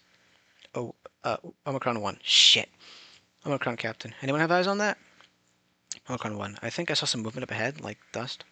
Captain. Alright, I thought this would be a dud, but lucky us. Safety's off. Team toggle their respective rifle safeties and restart towards the tree line. 2. Is it a city? 1. Does it look like a city, Jess? I think it's a trash heap. 2. Oh, like a landfill. 1. No, more like a junkyard. I think I see car parts. 3. While disentangling his foot from a bush. Why did they send us to a junkyard? Cap. Christ. Clear comms. Alright, here I am. Stay sharp. Team come to the tree line of the unaffected forest, from which the abnormality is fully visible. The entire area is comprised of piles of machinery and circuitry. Transmission is near absolute. Only organic matter past a clear border, being a recent leaf fall. Further analysis would conclude that at least some machine parts formed in the shape of local flora and fauna collapsed for observation due to weak structural integrity. For instance, footage shows many cylinders of wires and circuit boards which could have resembled Berriagona trunks pre-collapse.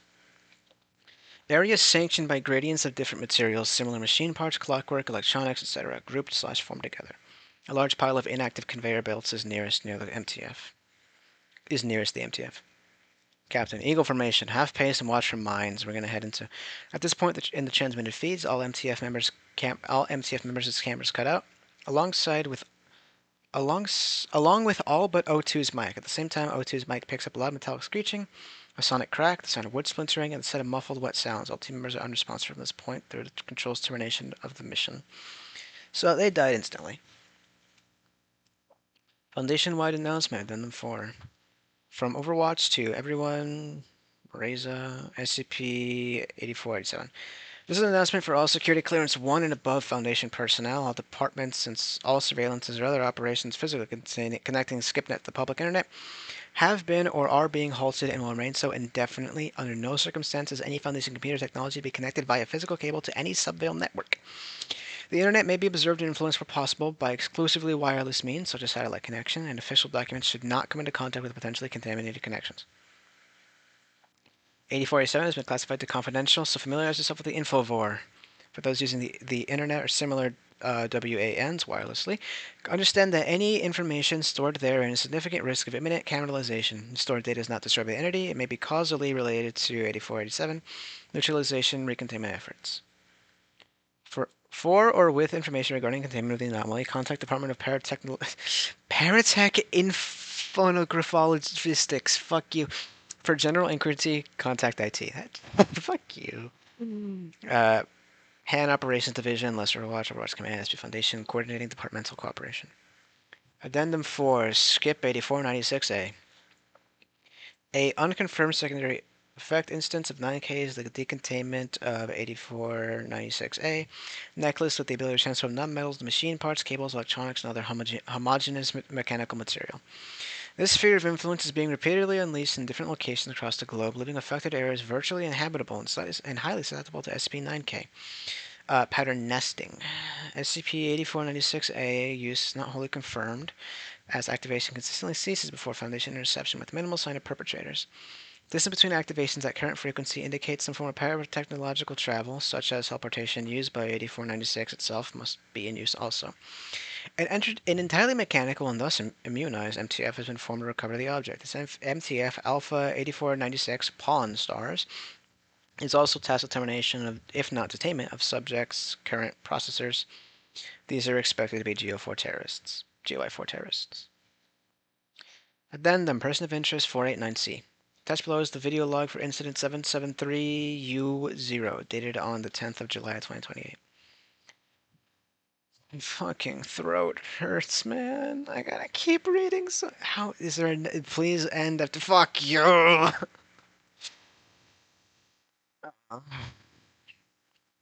Begin log. Overwatch Secure Cam 1901 shows Director Honey Axford and researcher Alice May eating cafeteria food in a genera purpose workspace. 20. Footnote 20. Not permitted use of such a room. May is looking down at her security card, which was issued to her approximately 2 hours earlier. Though both women have brought food, neither have actually consumed anything. May. I don't deserve to have this, only because we need everyone we can get. Nobody wants a junior around here. Axford. What? No, of course you deserve this, Alice. I was thinking about promoting you even before the world started ending back at 380. May. Really? Axford. Yeah, absolutely. Anyway, the idea of that re-lensing the orbit telescope so they can focus on Earth. You found like 100 cable nests from that. You did good. May. Almost inaudibly. Thank you. May, is your sleep getting better? Axford looks at May but does not answer verbally. I see. Hopefully it will soon. Axford, it'll fix it after we fix 9000. I gotta stay safe until then. May, optimistic despite insomnia. Impressive. Oh, maybe it's your quarters. I had a weird dream when Axford clicks her tongue, interrupting May before nodding secure cam 1901. Shit, sorry. Axford, it's okay, I was the dream. May, it's about you, actually. You were... God, it sounds so dumb. You were a butterfly, one of the big blue ones, but one of your wings. At this point, individual later identified as person of interest 489C materializes in the workspace. Unclothed with dirt covering much of his skin and biomechanical augmentations, both doctors yell. Person of interest 489C's materialization overlaps with a chair leg, creating a gash in the flesh of his calf, which he does not appear to notice. As he turns to the doctors, a wooden necklace resemblant, but not identical to 8496A, comes into view around his neck. Axford, fuck! Axford grabs May as they stand back and away from the person of interest. After a brief period of visible confusion disorientation, a person of interest begins to reach out for the doctors eagerly. He's situated between them and the workspace-only exit. It's you, isn't it? The others didn't believe me, but I can see. C is now clearly addressing Axford, who has put a chair between them. Who are you? What do you want? C, you're the one you'll destroy us. You're pseudo-prophets, and you can't just remake our holy world. 21. Presumably pseudo-propheties or false prophet. Is there like, how many more did I gotta read? My throat is fucking killing me here, man. PYC has begun shaking. The camera mic is unable to detect a hum from his implants. Axford attempts to call to the adjoining corridor for security personnel, but is immediately cut off by May. May, yelling unintelligibly, launches herself at C and throws her arms out towards him. C uses the more visibly augmented of his arms to redirect May, who lands against multiple chairs. Axford's gaze follows her subordinate. She does not notice C's approach until he has grabbed her arm, and what is believed to be a 9000 cable nest event occurs directly after that. At least a cubic foot of wiring resembling that in C's arm prosthesis appears between video frames, instantaneously disassembling his implants and violently tearing both his and Axford's right arms. Significant quantities of blood are aerosolized as Axford and C both cry out. May loses consciousness. 2 seconds after the 9K event, C motions as if to touch his necklace, though it is now occluded from the camera by his body, and dematerializes along with the new wiring and a portion of the blood at his feet, unsupported by the wires. Axford immediately collapses forward, armed personnel enter 5 seconds later. End log. Addendum 6, Oversight Interrogation. 10th of July, 2028. Oversight Hearing Chamber. Gator Overwatch Site 001. Oversight Matter. Investigative Hearing. Overwatch Transcriber. Automated. Begin log. Damn, all 6 living overseers of Foundation are gathered in the Oversight Hearing Chamber. Former Overseer blank blank of 3 is cuffed by standard interrogation chair at the center of the room, surrounded by Model K78 techno inhibition units. The interrogee, is that actually a word? Displays no sign of aggression or discomfort, though would later be described as solemn. Automated announcer 347-34279-F83 in session. All occupants are silent for 7 seconds. 053 lifts her hand, looks calmly at the Council of Overseers. I think 053 directs her attention to 055 as he clears his throat. 055. I think of all the traitors least expected, this was it. Nobody on the council is liked, only half of us are even trusted. 051 scoffs. 055. And so to be undeniably popular among Oversight was once thought an implausibility. But we loved you, blank. We all did. You've done so much for each of us and your contributions to the Foundation. The only question on all our minds, maybe more than ever, is why. I like this already. 053 does not respond. 054, loudly, flickering brighter than ambient. Is this one the computer guy? Why, 30? You're always sympathetic, even in that church, but why betray everything we worked for? We've lost so many because of your mindless espionage. 053 looks down at the metal of her palm. We are all already lost. 054 throws a cup of stationery at the interrogee, but it stops mid-air before reaching her. The cuff drips through the air back to 059, settling on the table before her. 059. Blink. What did you hope to achieve by helping the Mechanites, of all people, or the Foundation? 053. There isn't a difference. 055. We're trying to find a reason not to kill you, blank. Fucking clarify. 053 begins to smile. 053. The church is the foundation. It's all there is. The worship, the testing, all of it. Endpoint of the church, morality, and the foundation is applied science. The endpoint of applied science is him. Everything I did to contain blank. In service of the pattern of God. 059 sighs. 051 puts his head in his hands. 055 says something censored. 053 responds in kind. Only the strength to move on to a new world can save us now. Chamber is silent for 6 seconds. If you're talking about... Oh, 51. If you're talking about procedure blank, blank, comma, blank, won't stop the spread. Predictions are it'll continue even after activation. Oh, yep, I figured it was 2K. 2K. 053 appears to recognize the mention of the national park as if it were in some way humorous. 055. More importantly, the Foundation isn't to blame for blank, and we're more than capable of handling it without. The hearing was then prematurely terminated as Site-00 went into lockdown. This lockdown was triggered by an emergency in Sector 12, which a GOI-4 agent momentarily breached the site, leaving one researcher and one on-site transfer site director injured. And log. Addendum 7, SCP-8384.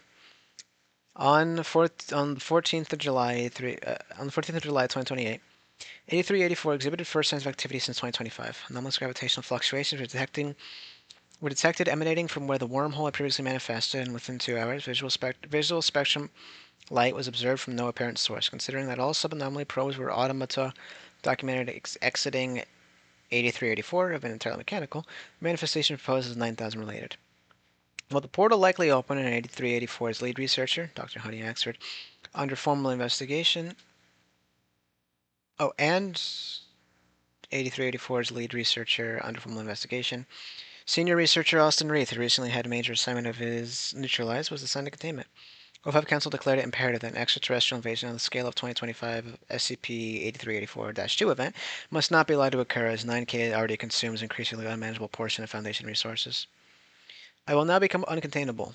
I am fucking A, dude. I just want to go to bed. My throat is actively giving out. I think I might start bleeding soon. Ugh. I don't admonish it. It's just like, fuck, it's so long. I want to be done with this. They won't give me anything digital in here, but I didn't think they'd give me anything at all. So I suppose paper's better than that, probably. Keep thinking if this was my other arm, I wouldn't be able to write this shit. Foundation will always find out the truth eventually. I believe that. I know I didn't always do anything wrong. I know Burns will at least figure out what's going on. Just have to pray the solution comes before the smoke gets me. I want to think about it getting Alice. I wish they'd let me see her. Guard dragged me here as soon as I woke up. When I was ordered for surgery, I saw something new. It was just the blackest crossed out. Emptiness at first, then little specks of color started appearing wherever I reached. I was making light and shapes, but it all felt so painful, and as quickly as the world around me grew, I was becoming nothing. There were people eventually, but they weren't the same as before, and when it ended, I can't deal with investigation and insomnia and these migraine-inducing dreams. I feel fucking insane. I hurt. Become coalescent. There's a beautiful image, presumably of the broken god. Thank God, penultimate. Second to last. Inner veil document, cosmic top secret. Anti-meme code, don't look away from her. Little eyes. I'm so sorry for like being checked out, but oh my god, everything fucking hurts. 9K, level 6, cosmic top secret. Esoteric and Apollyon. Disruption class and meta, risk class critical. Inner veil procedures. See primary documentation for containment procedures and any applicable standard containment procedures. No direct information regarding Project Mortal may be classified below 06 Mortal or otherwise cosmic top secret clearance. Restriction may only be lifted on the condition 9K's containment classification to either Apollyon or higher, i.e. Merciful Megiddo. Apollyon is will end the world. Merciful is must end the world. Megiddo is has ended. As much tangential information related to Project Mortal as necessary should be released to support sub-interval 9K research. All 9000 research should be guided towards discovering a permanent neutralization method.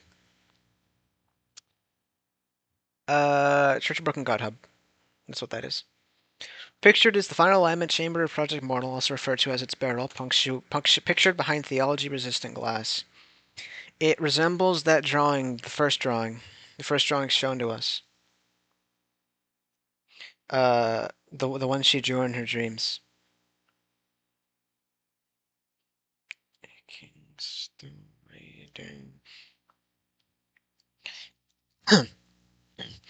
CO5 9000 augmentation. Sub-intervale 9K hub. Significant 9K Foundation casualties.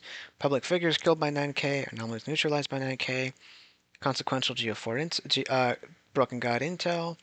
Primary AE star map. Cable Nest world map. 9K is believed to be a self-sustaining byproduct of Project Mortal. The anomaly 9K manifested with the 6th or 7th activation of the Eigen weapon has been expanding in breadth and intensity of disruption since. Though it's not entirely understood how 9K began, it likely spawned from Project Mortal's power source rather than any of its targets. Infernal energy sustained by the mission have been detected with projected fluid of 9K's primary AE. MSSNN is Main Sequence Star Neural Network. Project Mortal Stat believed 9K began as a concept implanted within specifically stellar pain and spread outward from that nucleus. Thus, the first victims of the phenomenon were main sequence stars with other concentrations of extreme negative consciousness, e.g., multiple Nalkin anomalies or Sarkic stuff. Paratech torturees, residents of certain afterlives. Following shortly after, within approximately a year of initial manifestation, 9K began cannibalizing levels of pain achievable by non-anomalous animalia, including humans. 9K cannot be provoked by minor injuries or even emotional distress. Victims experience what is believed to be non-deific equivalent of Project Mortal's effect. Water, please God, water. It is unknown why increasingly catastrophic GOI4 related developments appear to fall in 9K activity. Project Mortal targeting system and O3 methodologies have confirmed no such entity as the Broken God or Mechane exists. Thus, the church sects themselves are currently theorized the only link between developments. Without a single binding entity, the conventional means of Tiamat neutralization, such as Project Mortal, have been proving exceedingly difficult to implement. Multiple entities emerged from 8384, a monodirectional wormhole situated near Jupiter. Interplanetary imaging did not confirm these to be instances of 83841 probes nor 83842 planet harvesters previously recorded emerging from 83884. Can you hear my voice weakening? Below is the mission log of First Foundation interception with the unidentified objects. Note, this probe mission was originally scheduled with remote pilot Ari Jones, who was killed by 9K prior to mission start. After Jones died of the smoke, she was replaced by John Hadrian. 22nd of July, 2024. Location 2.38438, comma, negative 71.80461, comma, negative 4.01699. Probe, Foundation Self-Pilot Ion Model Drone J, ID 28. Pilot John Hadrian. Mission Lead Acting Site Director Jameson. Lead Researcher Dr. Reith. Begin log. T. 0312 EST. Drone 28 launches itself from automated site on Titan, 520 kilometers from target location. 640 EST. Drone 28 comes within 50 kilometers of target location and initiates retrograde burn. 658 EST. Initial visual confirms there are 7 known unknown objects, 83, 84, ambient radiation, barely detectable. 59 EST. Drone 29 successfully matches velocity to closest object, begins final approach. 703 EST. Probe camera sees object to be a large polyhedron. Oh, fuck. Of unknown semi-reflective material. Closer inspection reveals the object's surface is engraved with intricate and precise markings, the entire shape being approximately 40 meters wide. 704 EST. Drone 28 moves on to the second object, revealed to be a collection of 174 individual cog-like crystalline discs. Footnote 26. Dr. Ethan later matches machine parts inside of 83841 probes. 0706 EST. Drone 28 begins to move on from the swarm of cogs. 0707 EST. Mission terminated prematurely due to sudden death of staff. Site 380 acting department director's body subsequently transferred to SCP. Subsequently transferred for SCP-9K, the smoke research. End log. I'm so sorry for rushing through this, but oh my god, everything fucking hurts.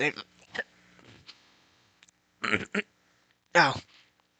Sample analysis from a series of expeditions has produced possible insight into the meaning of SCP-8384's remanifestation. Rather than previous automata, items sent through the wormhole were a mix of unassembled machine parts and blocks of oppressive material. All items were engraved with the same currently undecipherable script.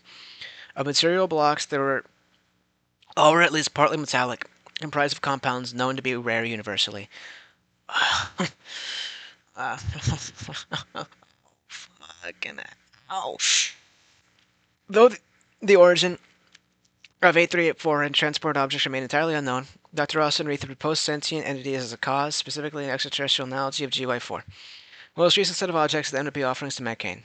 Addendum 2, Director Honey Axford. RTF 9K member. Site 380 Director.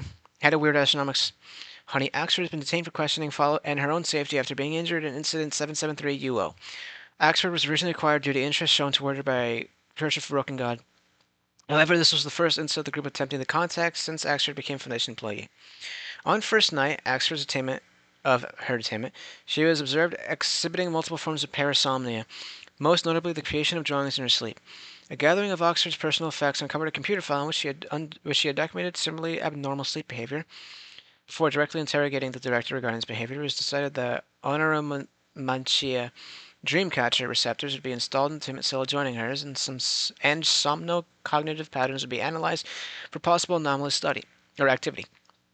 Due to inexplicable electrical overload in all four Onoromanchia receptors, only the following SCI file is produced. SCI is defined as somnocognitive imaging. My throat is aching. Something being turned on, I'm not sure.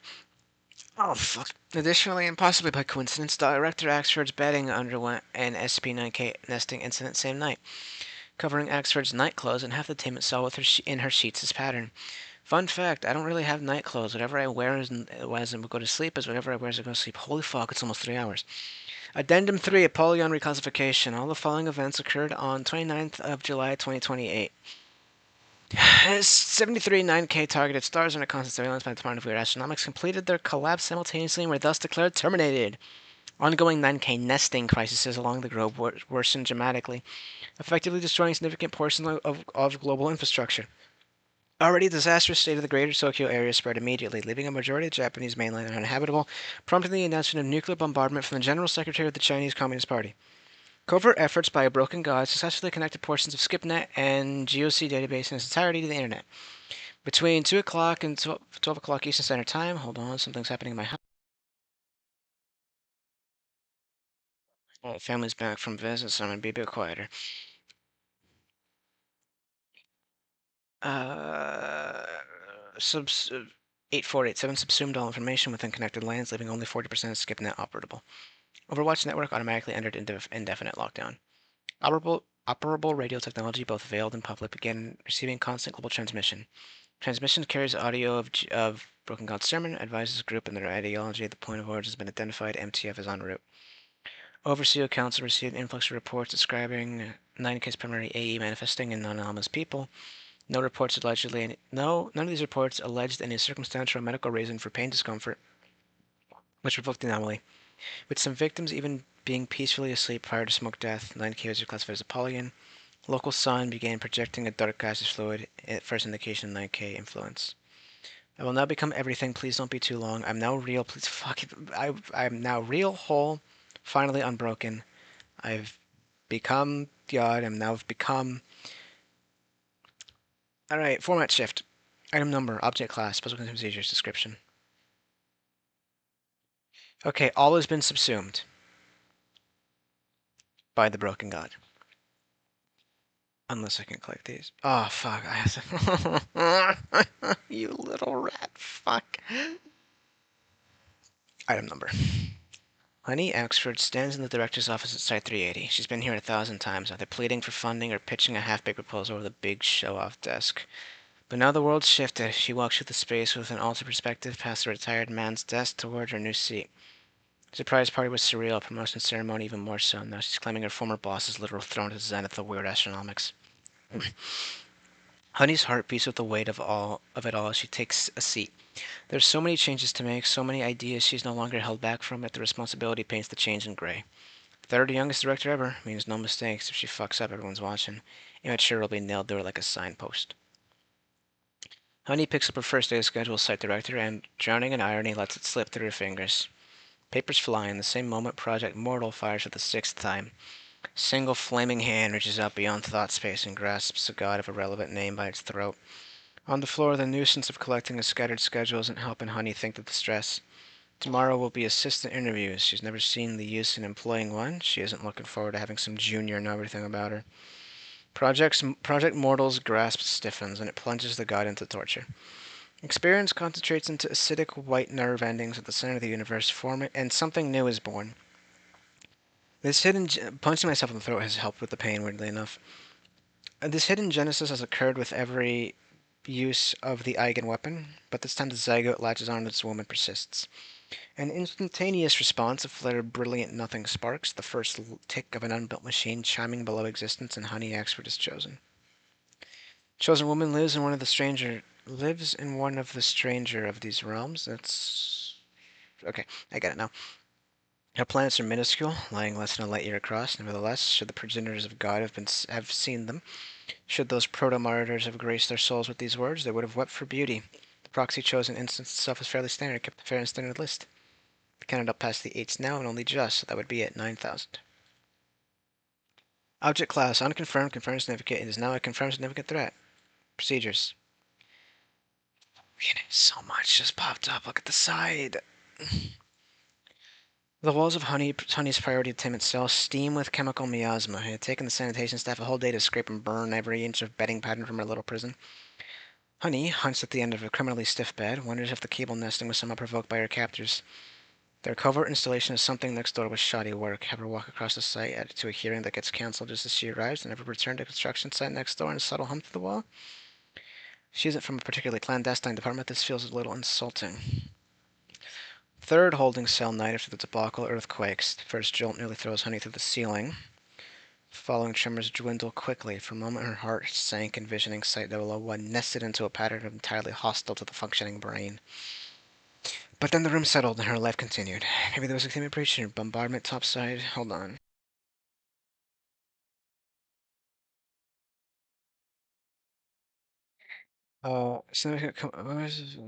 Whatever. Significant commotion after the first quake. Teams of footsteps rushed past the cell door more frequently.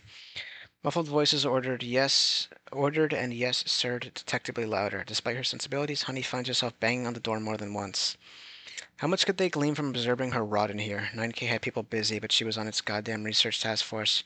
Surely figuring out why the zealot assaulted was priority. Bryce, she thinks, that dirt-covered freak really appeared at the worst time. Twitch of frustration runs down her right arm. Honey's been avoiding using it both for caution over her Frankenstein-esque stitches and because she's afraid the numbness that comes with the movement won't go away.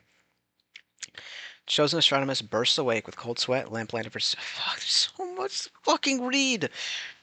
The afternoon of a child rendered into a machine lingers in her mind. It was the last dream Honey Axel will ever have. She can't believe she's still not had some form of interview. Her shivers dissipate quickly as she notices just how high the heating is around my fucking throat, dude. If that conspicuous hum was still around, it would be drowned out by the overriding radiators. The following day is supposed to be a follow-up to Honey's initial treatment. But nobody comes to retrieve her. She misses freedom and coffee and Alice. She misses the girl she misses sunlight, which is the Stacy's credit over both, usually during meals. Honey knew she cared about the girl, just not this much. At least her tears can salt this fuck-awful food. Slop dispensers in these cells are supposed to give you all the nutrients you need, but it sure doesn't taste like it. I'm gonna vomit soon, I swear to God, my throat hurts that bad. Third earthquake, something rattles in the central heating and it all just stops. Voices are less frequent outside now, but when they do ring out, the urgency is clear even if the words aren't. Honey has run over her interview and interrogation and hearing speeches over 1,000 times by now. Needs to convey she's still useful, entirely innocent, and that something anomalous was targeting her rather than originating within. Woman ain't sure what she actually believes or if she even cares. She just needs some control of the situation. They'll let her out soon. Concrete and steel chime as Honey's bed frame comes to a rest against a new wall. She's figured out her food dispenser is an idle warmth, so now she's put the bed under it and sits wrapped in all too thin sheets. Cold came too quickly, especially this far underground. Where was this hellhole, Antarctica? Last time she'd been banging on her door, she noticed the first hints of frost in the one-way window. I wish the people in this house would shut up. She falls asleep with numb fingers and paling skin. There's no indication of time to measure sleep by. Honey wakes with the exhaustion of 3 hours of sleep and the disorientation of 15. Something fucking dredged up from my damn throat. Ugh. She thinks she's heard gunshots in her sleep, but now there isn't even a voice in the corridor. Just her and the unyielding walls and cold. More than hints of blue in her fingers. Director quickly goes through 3 bowls of dispensed food just for the warmth. Spends an hour failing to fall back to sleep. The silence is harrowing. Fifth earthquake. For a moment after, Honey thinks she hears something. Tap or a clank or some other sign of life. Lifts her head wearily into the frozen air and waits. But no, if it was real, it was some supporting beam readying itself to collapse on her. Then, to Honey's complete astonishment, a knock resounds from behind her door. She sits, mouth agape for a moment before bolting up and calling out. She knocks, slams back on the door, professing her rank and titles and anything else that might get her out of here. Tries to sound as human as possible, but after she hears the unmistakable electric tone of Foundation security reader, a bolt clicks unlock and the door shutters open. More water.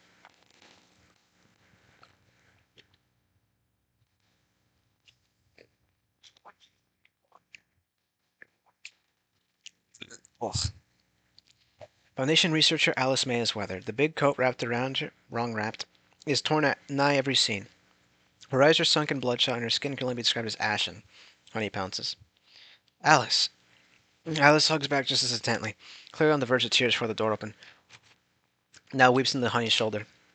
I didn't know what cell you were in. I had to go to records. It's okay. Honey squeezes squeezes her closer before drawing back. You did good. I'm sorry, but you were in there so long we weren't even allowed to talk to you. I'm out now. Where is everyone? Every branching hallway before them was empty. Some collapsed, some scattered paper splattered with frozen blood. Oh, wait. Alice rummages for something within her coat. Here. The girl produces a blue ribbon with some Overwatch certification loosely stamped to its end, esoteric markings tracing them from there. She has an identical one braided to her hair. This will protect you from the nest. You can walk in them without dying. Honey weaves the band around a lock as they begin somewhere with another coat.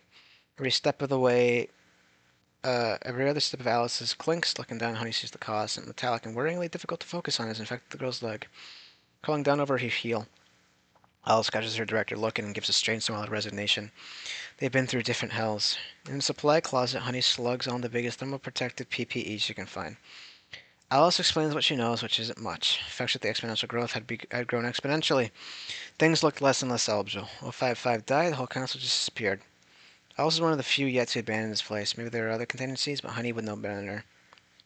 The director asks her about Wraith, but Alice hasn't heard from him since things got truly bad. Honey takes a deep breath and looks around the frosting steel shelves and asks what she already knows. My fucking throat. Alice looks up at her and nods solemnly. Honey sips the brutal confirmation, feeling at rest in the pit of her stomach. The silence lasts an age. I want to see the surface. This seems to surprise the former junior. She grimaces for a moment, then falls back into solemnity.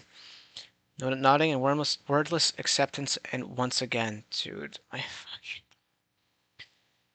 neither of this place has astronomy. Believe me, I love the file. I do think it's weird that the star stuff had nothing to do with the rest of the file, which pisses me off a little bit. But I overall love it. I'm sorry, I'm so mad. My throat is killing me. I've been talking for 3 hours fucking straight, dude. You gotta understand. Neither of this place astronomers had actually been allowed out of sight 001, but the industrial platform incliner is obvious as it is on guard. Level 5 clearance card Alice's scavenge works. Auxiliary power kicks in, they're on their way up. I don't even think the walk will get any colder, but a few minutes in the ascent are all it takes to prove it wrong. 2 huddle together on the platform as it rises, taking stock of their flashlights and other storeroom loot. Entertainment. Oh god. Entertainment. Honey had been relieved of both freeing and horrifying agency, disconnected and blindfolded in the Abyss storm. She almost wants to go back. A warping reverberation from the rails below is the first warning of trouble. I'm gonna vomit, dude. Dust falls like snow from between rusted ceiling plates. And Honey realizes what's about to happen. From her cursing, Alice probably knows too. Of all the places around an earthquake, a moving platform inside a cave is far from ideal. Seems as if there may be, if they stay on the bitch, then a pipe falls and an entire section of rock behind them. The two make for a high-vis painted edge and barely grab onto one another before leaping. They're strewn onto concrete ledges and freezing pipelines as the boulder cracks at the platform behind them. Time the earth stills, the platform, boulder, and landslide other debris careening back towards Site 01. Deafening looking back. Honey sees she's still holding Alice's hand, moved from grapple and stainless steel balustrade. You alright? I think. Alice sounds winded, but that's better than unconscious. Two share looks, squeeze each other's hands a little tighter, and try to laugh off the terror. Oxford thinks a stitch or two has been torn, maybe one of the pins they put under his dislodged as well, but she's not taking off her layers to check. Only one thing left to do now, and so they must begin their climb. Wind don't howl, it screams. The earth should be white with a foot of snow, but moonless night has veiled the mound near total shadow. Vault door, like a building itself, hangs open upon the hillside, and the vault's edges are briefly haloed by torchlight, and two small figures step out into the night. First thing Heidi notices is the horizon. Across the frozen sea, wisps of fire that must be miles in length dance and burst. Under the ice, faint traces of light follow tectonic circuitry towards the spectacle. Inhuman battles are beginning and ending silently in every direction. The closest is almost perceivable. Something mechanized leaps upright. See a golden scripture forming above it, then it crumbles with a megaton projection of smoke. Alice's voice only whisper under the wind. 9K stuff everywhere now, or at least there was. It wasn't clear from most of the images, but they said most of the cities were gone in a day. Honey tilts her gaze up. City won't do much to do. City don't fucking matter, no sun. Even with the light pollution of a distant para warfare, sunless sky should be gleaming with stars. Instead, there are two, and one is already dim since they step outside. Honey can feel herself choking up. Fuck, chilly all over in it. Stood not an inch away, Alice joins her in the endless stargazing. I knew before I came to get you. I was certain whether I'd die. I was certain either I'd die on the way, or when I got there, you'd be. I'm glad I tried. I'm glad you're here. And he puts an arm around her, and they shiver together while the wind whips at their coat hoods. On the horizon, the shape of a mountain range is deformed by nesting cables. When I was a kid, Alice's voice trembling now, used to get scared looking up at the night sky. Knew that at night sun was below us, and above us was just the void forever. There's nothing left anywhere.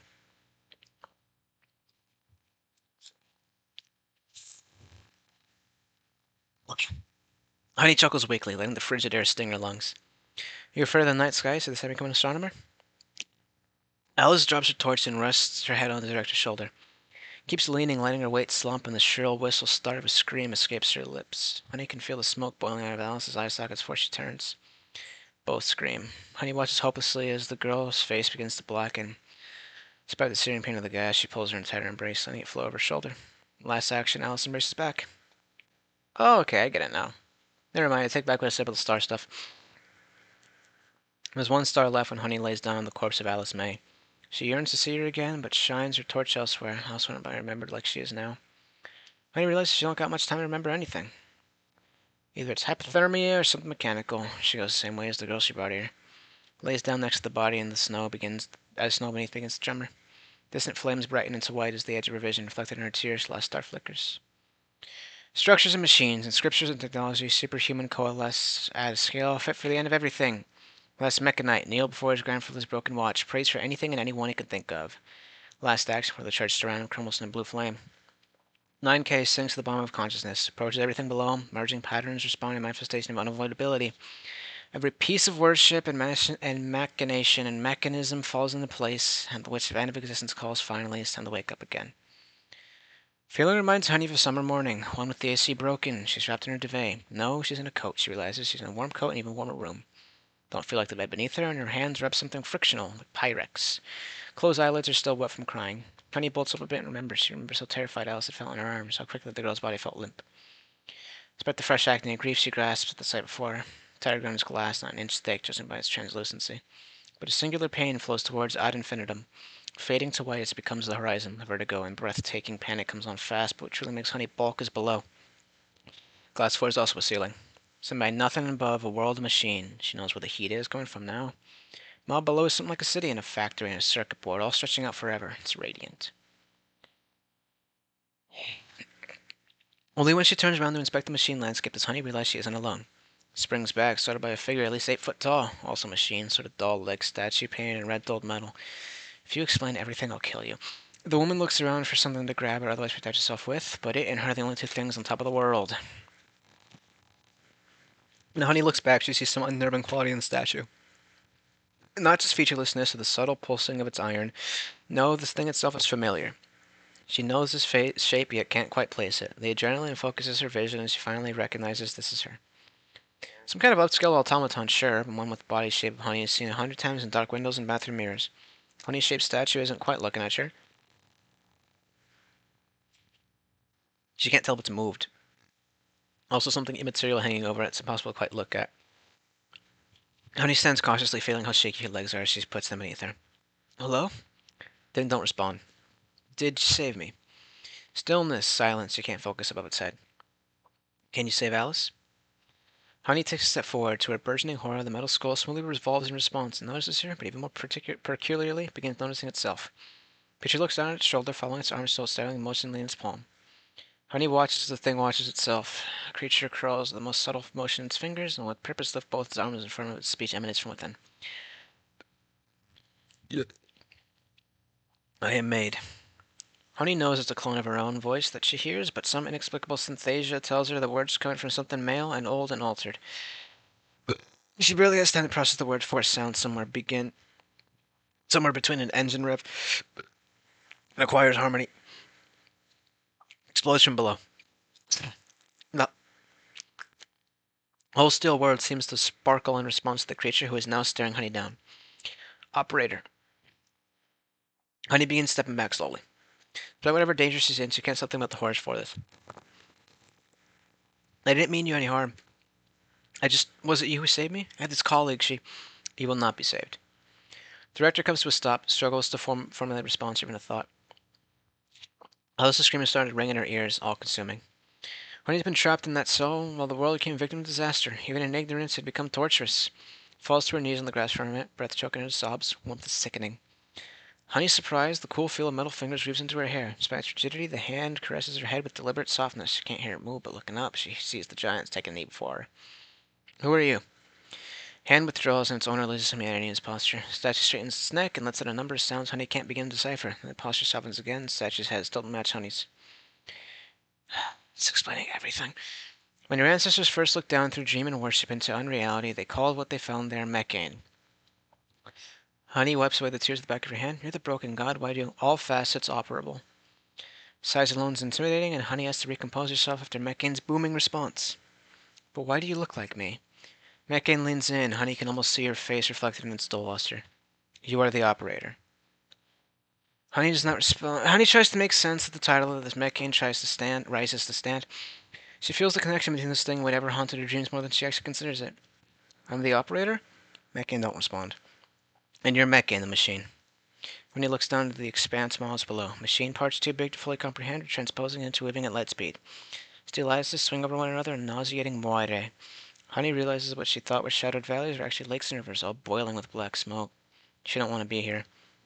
All different sects of mechanites. I know they all said different things. I'm not even a GOI4 specialist. Why am I or any of this here, and why now? Beggin turns his head aside, gazing above glass to where the void begins. He shed more of his mechanicality, almost wistful. Machine looks human as the most human Honey has seen it. Existence is subject to entropy. All that is extant is in danger of being destroyed. Looks back to astronomer. She, like all operators, will request the description when she's ready. For now, Beggin continues forward. Non-existence is also entropic. That which is not yet whole will never become so. Until this construction, non-entities are inherently immune to destruction. Thus, the path of God is horologistic. Remain indestructibly broken until Beggin is called for. Honey, after standing, trying to digest each of the statue's words, motions around her inhuman landscape. So you didn't exist, now you do? Unless you wanted to take over the world after it's already ended. She hadn't fully considered that thought, but manages to mask a fear of it being true. Unless that's the case, then you're fucking late. Something deep and smooth clicks inside Beggin. He squats in perfect balance to be eye level with the woman.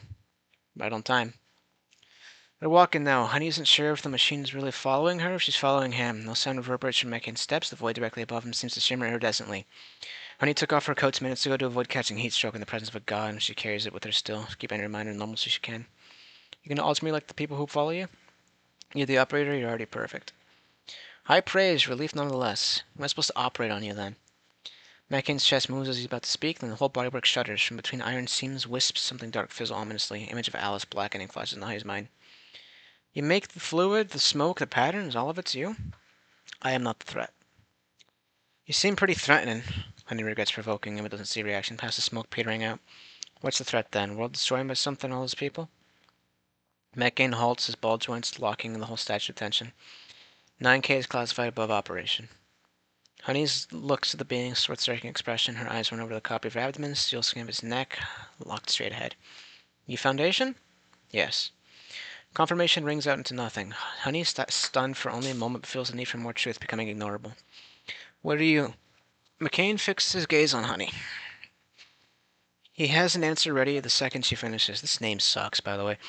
I am Sub-Existential Foundation non-entity originally created for the purpose of reconstructing reality in the event that the last holy citadel of SCP Foundation is breached. God holds a hand near his chest. Hidden grooves pulse down from his jaw plate. For brief moments, a sliver of light flashes above him. Secondary purpose to reconstruct reality in the event that any other total significance and of world's threat becomes similarly unavoidable. Both of these holy directives have been completed, one of which multiple times.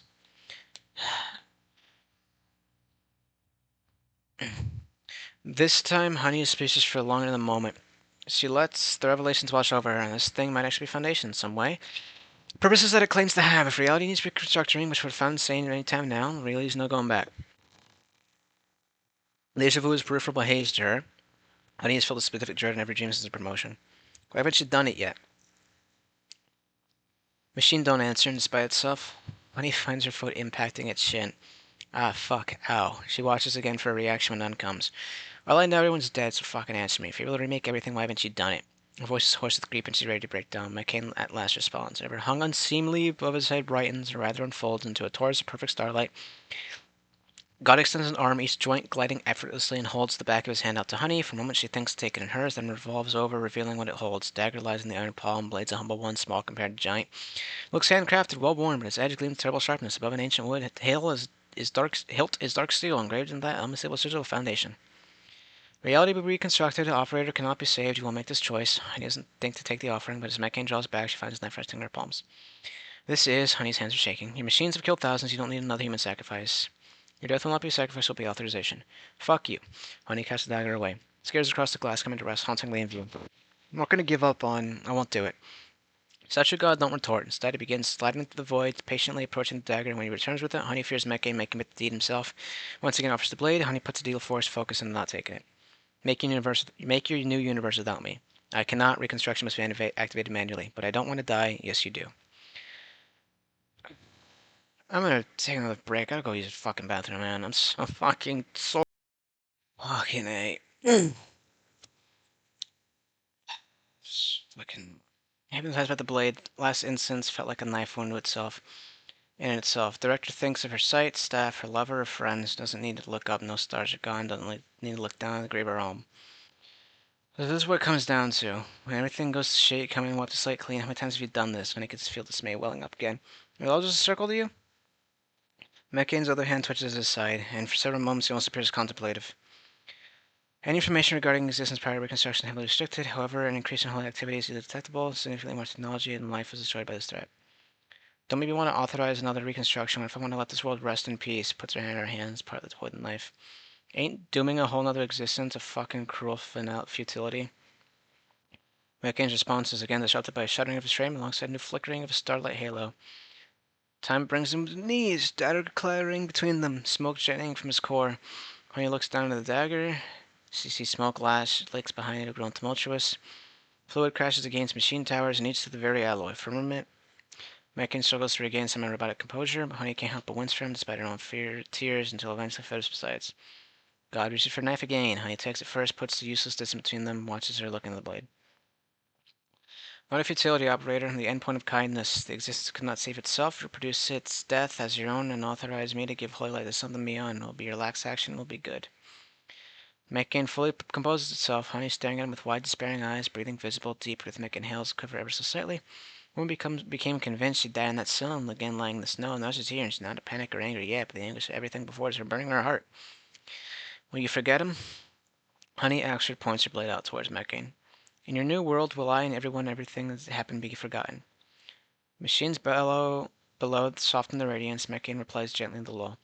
Memory of you all is my final purpose. I will remember always. I'd have preferred if that would have been the last part of that, not only because I don't want to talk, but because that felt poignant. Human interface of God collapses against a clear gas sky. Warm blood pulls towards it, tracing the shape of its lifeless architecture. Center of the pool, human corpse lies just as still. Corpses strew more peacefully, curled into fetal rest, head laid gently upon the sky. Knife slips from his uninjured hand, that too coming to rest on glass. Interface and knife dematerialize softly. Corpse's broken hand, drawing a patch of blood at its tip, small blue ribbon remains. Instance of perception already been deemed unsalvageable. Clap of nothing resolves realms across existence. Concept is gone. One of many that must be made new, inevitably with slight differences and complexities. Time don't pass. White-hot pockets of reality begin rupturing disorderly form. As that which could become conceivable, God hears creeping calls to sleep stir once again. Remembers the first time they put him under. And last chance of malignant aether dissolves. 9K contained. Please be short. It's short, thank God. I don't know what happens if I click that. 9K was an alteration of the concept of pain. After discovering a significant number of anomalies were dependent on a few respective deities, an instance of Foundation successfully destroyed multiple of those higher beings using the concept of pain. Leveraging the infernal might of every star, Foundation instance able to overwhelm unwanted entities, a superdimensional form of agony. State of being was simply too dense for subjective concepts to become associated with, even without the naturing. This Foundation was aware of some risk in the endeavor, expecting potential fallout to be infinite. Tragedians installed Project Mortal on nearly every exoplanet, shielded from even their own observation. Death sentence of this existence occurred on the project's sixth activation, then realized corporal pain experienced by the deity crystallized, metastasized, became indistinct with the idea of that level of suffering. That is to say, the physical event became the same as its own theoretical possibility. Threat would eventually be designated 9K. 9K continued metastasis, becoming indistinct from similar agonies physically occurring wherever related. The anomaly soon reached the height of pain, began spreading down, assuming lesser and more varied similarities. When God was unbroken, 9K successfully advanced from negative emotion to majority of all possible perception. Was it not contained, the anomaly would have begun affecting non-conscious forms of matter and energy, ultimately becoming uncontainable. Reconstructive containment was authorized 4 seconds before this. Become nothing again. Nemesis. And remember Nemesis. Very pretty image. Holy fuck. I don't think it was good. It wasn't worth it though. No offense. It's a great file, everything like that. My throat is so sore. I'm not gonna do a wrap up. I gotta go. Bye, y'all. It was great reading. I hope you guys read along with it, or however you want to. Bye.